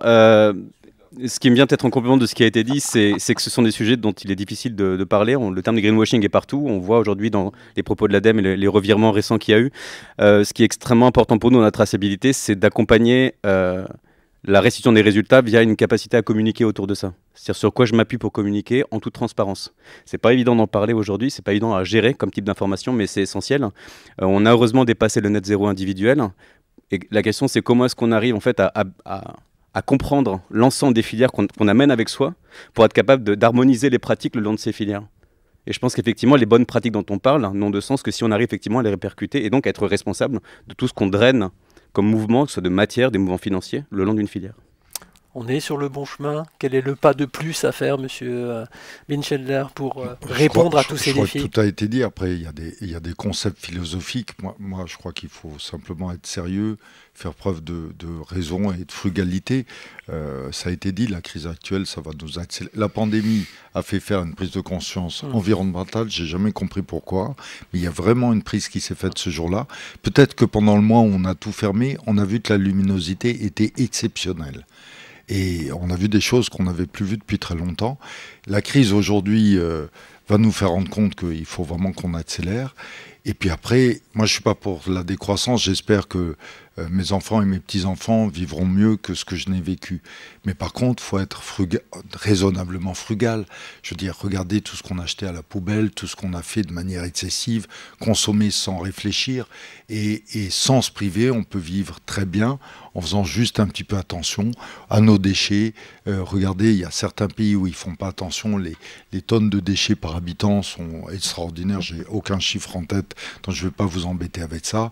Et d'autres qui ont commencé à mettre en place des systèmes de taxation d'ailleurs des déchets que vous mettiez à la poubelle. Et je crois que le seul que je connaisse, c'est la Suisse. D'ailleurs, la quantité de déchets a baissé de manière extraordinaire. Donc si on est sérieux, raisonnable, faisant preuve d'intelligence et envie d'avancer dans ces voies-là, on va y arriver très certainement. C'est pas demain on rase gratis. C'est pas ça ira mieux demain. C'est sûr, c'est des efforts. Vous parliez de formation, rendre attentif. C'est vrai qu'aujourd'hui, on ne se rend pas compte qu'un bâtiment, on laisse la lumière, ça consomme du CO2, etc., etc. Mais c'est ces travaux de mesure qui sont faits par les uns et les autres qui vont faire prendre conscience. Et j'en suis intimement convaincu qu'on va se dire, tiens, c'est bizarre, tel produit, c'est tant de CO2, et puis celui-ci, c'est un peu moins, et qu'on a bien formé les gens à expliquer, mais la réaction va être immédiate. Le choix va se faire naturellement. Et c'est là-dessus qu'on doit travailler. travailler, c'est ces lignes de conduite qui sont données par les pouvoirs publics, par des leaders d'opinion qui sont parfois architectes, et par des entreprises qui décident de montrer la mesure qu'elles font de leur travail le plus sérieusement possible sans faire du greenwashing. Peut-être que je suis naïf, mais je crois que ça devrait pouvoir aller dans le bon sens. Bruno Flochon, vous jouez à domicile, je vous laisse le mot de la fin, évidemment, pour réagir probablement à cette question et plus globalement, est-ce qu'on est vraiment au rendez-vous ? Alors aujourd'hui, on n'est pas encore au rendez-vous, hein. Le chemin à parcourir est très long. Les élus de la région Grand Est ont fixé un cap ambitieux de région à énergie positive et bas carbone à 2050. Donc c'est dans le cadre du SRADET, hein, le schéma régional d'aménagement, de développement durable et d'égalité des territoires, donc qui intègre toutes ces dimensions qu'on a évoquées, hein, tant en termes de biodiversité, de reconversion des friches, de réduction des consommations d'énergie, d'économie circulaire et de mobilité durable. Donc toutes ces dimensions aujourd'hui, certaines ont engagé le virage et sont sur la trajectoire, d'autres pas encore. Donc ça veut dire qu'il y a quand même besoin d'accélérer. Et c'est pour ça que toutes les forces sont nécessaires, bien sûr celles des industriels, celles des habitants, celles du monde de la recherche, les collectivités qui doivent aussi montrer l'exemple. Donc il y a vraiment un virage qui est en train de s'opérer et bon, comme vous l'avez évoqué, je crois qu'il est nécessaire d'accélérer.